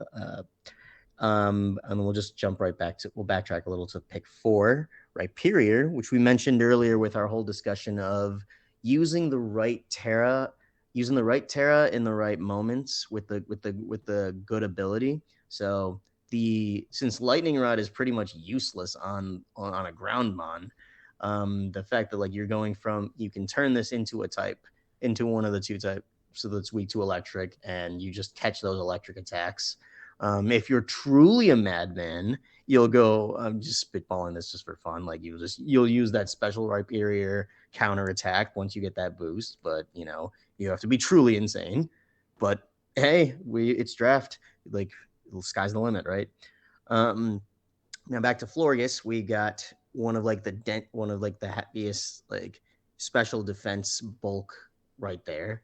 Like with the fact that like you can get Calm Mind and like you can take that stat even further. Not to mention you've got one of the best wish passers, baton pass users, and if not all else fails, you can just sit there and spam Moonblast because those Moonblasts with its stats are still gonna hurt.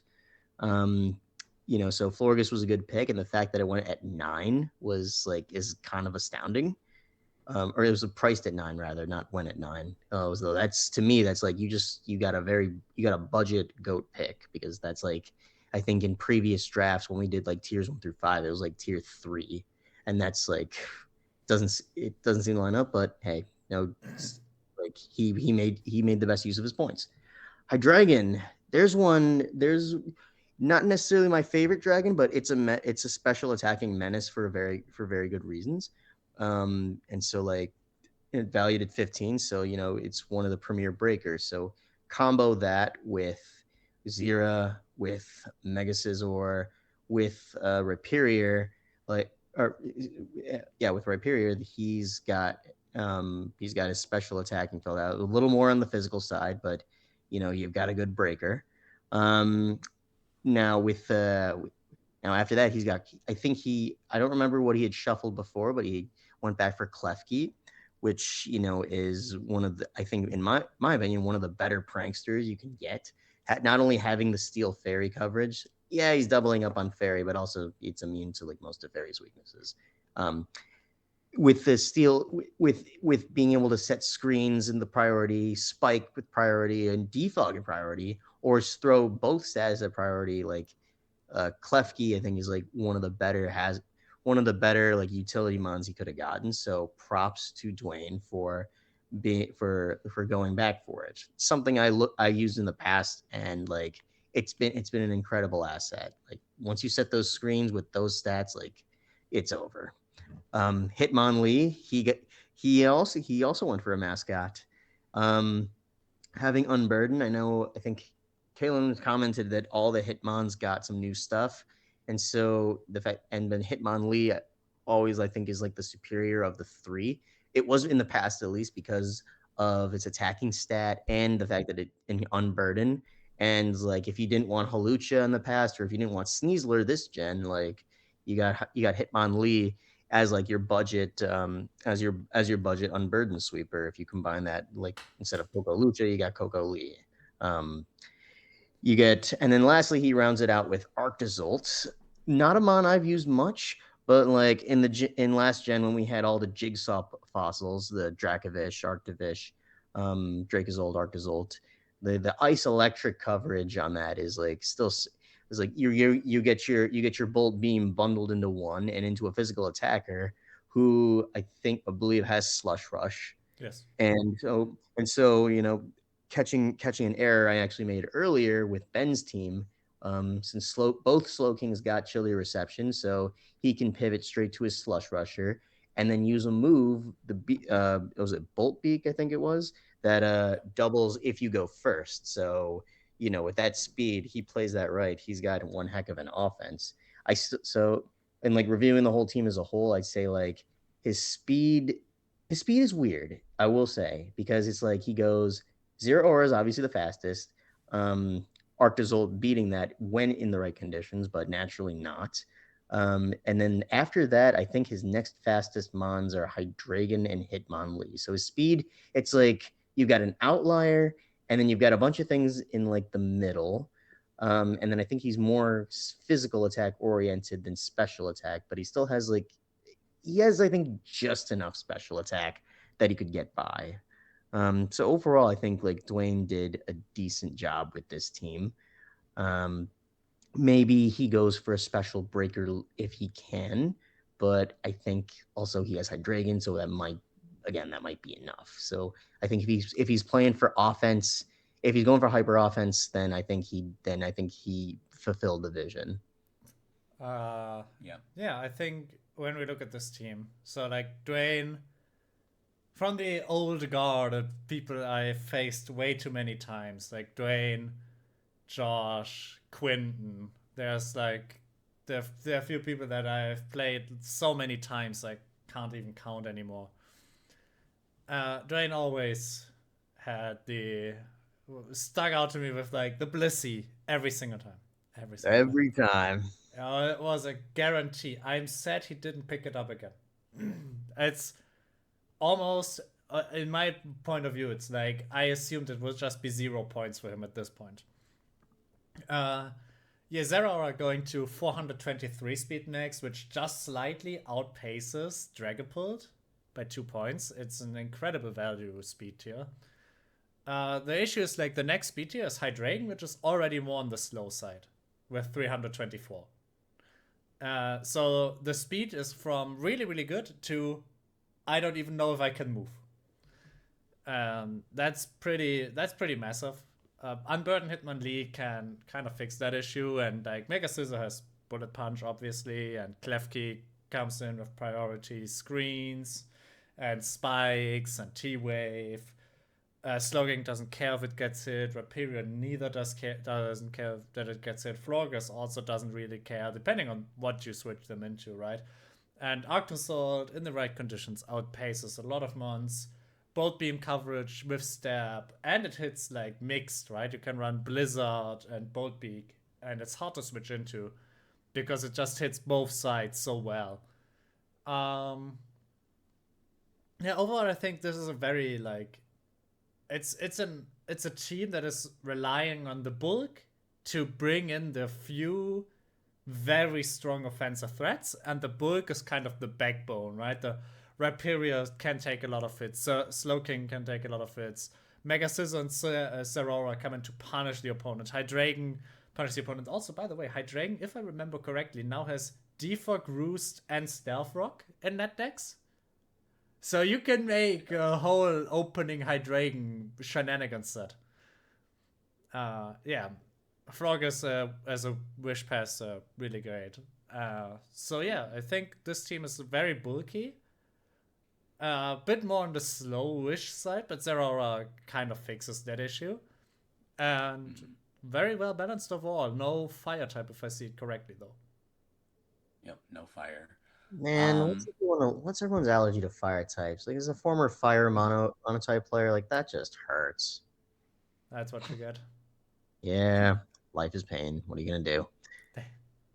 Yeah, it looks like the clear name of the game here is like slow momentum, which can be great. You know, you have chilly reception, you have baton pass with Florges, you have U-turn with Hydreigon, U-turn with Mega Scizor, and fast momentum with Zeraora.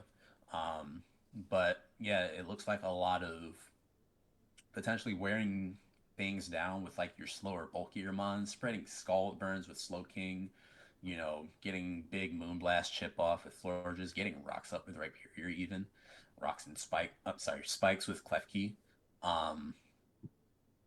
Like that's what I feel like a vision could be with this team. Low Salty Zero got sniped from me. That's okay though. I'll live. We can ball with that. But yeah, I mean, it's another case of bulky offense with, you know, Zera as a cleanup mon, Hitmonlee as a cleanup mon, Arctozolt as a cleanup mon. So yeah, those are my thoughts. Yeah, and with that rounds up the run over every single team. We are almost at 3 hours, by the way, already. Amazing. So, which is why I said I can't do Division 2, because that would be 6 in the morning when we are finished, or 7 in the morning, and I am expecting a visitor today. Well, for you it's tomorrow, for me it's today. Get some coffee, boys. We're going now. No, I'm just kidding.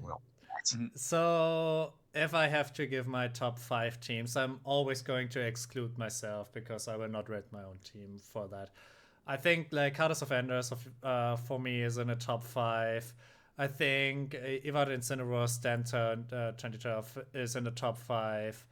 I think Hybrid Bros or from Offlow is in the top 5. I think Iggy's team is in the top 5 just because it, like, I think because the person before didn't say it, because this has such a clear cut idea and it's very hard to stop it when it gets going. And I think the last top 5 team for me is like between Kalen's team and the Dawns. They are very different in ideas, but like they are both annoying to face, right? You have like the very good Palafin Annihilate core here, and here you have Sneasler, Lelek, Masquerada to stop. So that's my top 5, not ordered at all. Yeah, I can go ahead and give mine too. Obviously, no order at all, but it does seem like a clear 2 out of top 5 are Dan 2012s. Are on it. Iwata Incineroars and Hybrid Bros. Those are cracked.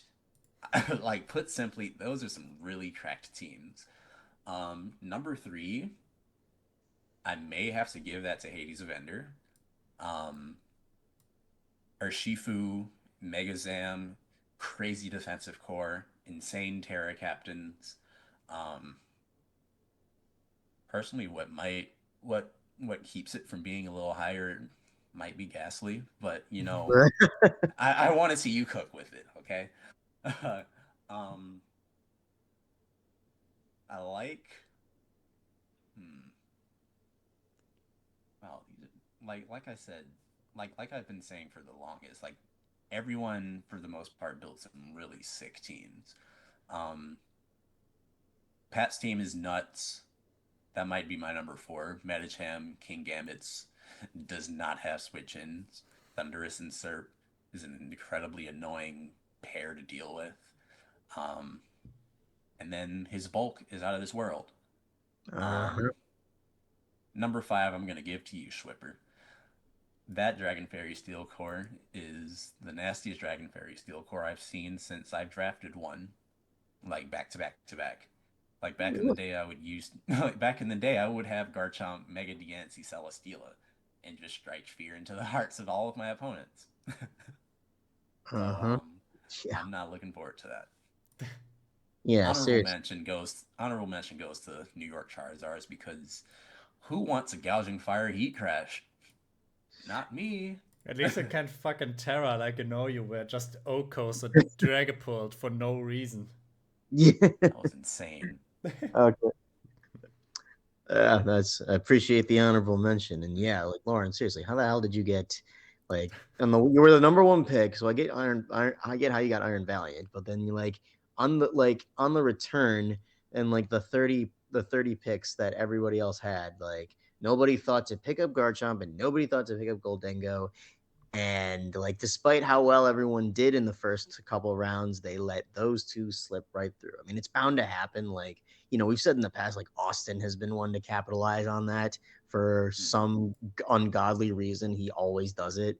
And like, he's proven it's like how well he does with it. So, it's just like, you are the new, actually, no, you're not the new Austin. You're you. What am I saying? Like, you did that well is what I'm getting at.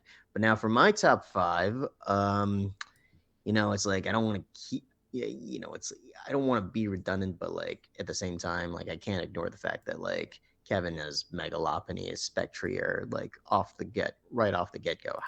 How did that slip through? Because I think he had like a mid tier pick or a mid tier like draft pick, so it was like, why did he get how or why did he get that? It's hilarious because I told him to get that core.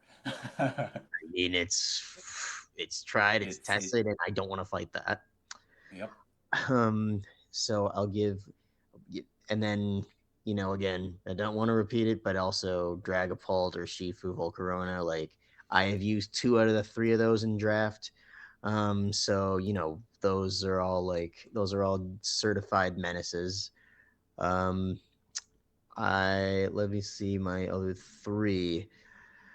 Ooh, because we are looking at a good number of threats. I think my third one would probably have to be I think third will probably have to be Lauren with the should be illegal first 3 picks, because you went from, because 30 means 30 people either did their jobs right, but at a cost, letting you get the craziest DSF core in that I've probably seen in a very long time. What's crazy is with that Celesteela Garchomp core, it's just for the sake of argument, I'm just gonna say it's you get it has a little ice weakness, and then I'm looking at this core and it's all right, he's got something even better that's that doesn't have any. I mean, I'm not seeing any overlap weakness. Maybe the fairy part, but then you have a Goldengo that's just jumps in front of the Moonblast. So maybe that's the one. So at the same time, it's as far as offense wise goes, this is the craziest offensive DSF core I've seen in some time. Sorry, Mega Deoncy, you got dethroned by a quite literal killing machine. Because in the lore of Iron Valiant is, all right, we're gonna take the best of Gallade, we're gonna take the best of Gardevoir, we're gonna combine them, and then we're gonna cut out the Psychic type. Anyway, so that's so I'd say Dan 2012, Oflo, Schwipper, those are my first 3 in no particular order. The last 2, I think I gotta give to Hades Avenger, because first 2 picks are just is just straight up cracked, and then Corviknight Tox Hydrapple covering that with his Terra Captain options, I think is going to make the difference. So I think he's either 4 or 5 for me. And then my last one would be, that's tough. I think it's either the Dons or Iggy. I tie them for 5th. If I'm forced to pick one, I think I got to give it to Iggy, because Mega Medicham and King Gambit will just erase everything. And anything they can't, I think Superior and Thunderous can cover. Pecharunt, I have yet to fight on Showdown, and I honestly don't want to, because that's going to be a menace. So, and then honorable mentions, I guess the Dons would be my honorable mention, with a follow-up. I'm going to give a little credit to Alice Chanton, because I think even if it didn't make the most outwardly looking threats, it still should not be overlooked, given that she drafted a bunch of good pieces that could work well together. So I will deviate and give a shout out to Alice. Yeah, Alice team was definitely a high contender for me for top 5 too, so can get behind that. Yeah. So this wraps up the quick rundown of 3 hours and 10 minutes. Oops. Whoops. With not very precise power ratings, because let's face reality, creativity and building and player skill will also play a huge part in who will come out on top in these matchups, and I will look forward to every single week of absolute mayhem. Thanks for tuning in. I wholeheartedly agree. Thanks for tuning in. I would, for you two, it will probably not be this weekend where it's uploaded, or maybe on Sunday. Because as I said, I get a visitor on Saturday. I still have to convert it into HD quality and upload it, and it's over 3 hours, so that will take some time. But once it's uploaded, I will make timestamps for every team, and you will be able to say your opinions on it. And as I said, Division 2 rosters another day. It's 4 in the morning. I need to rest. Indeed. All right, bro. So thanks for joining in, and thanks for you two, and earlier on also Benjamin, for turning in and sharing the opinion. Yep. Sure that. Thanks for having us on. Yeah, it was a pleasure to be here. Until the next time, over and out. Till next time.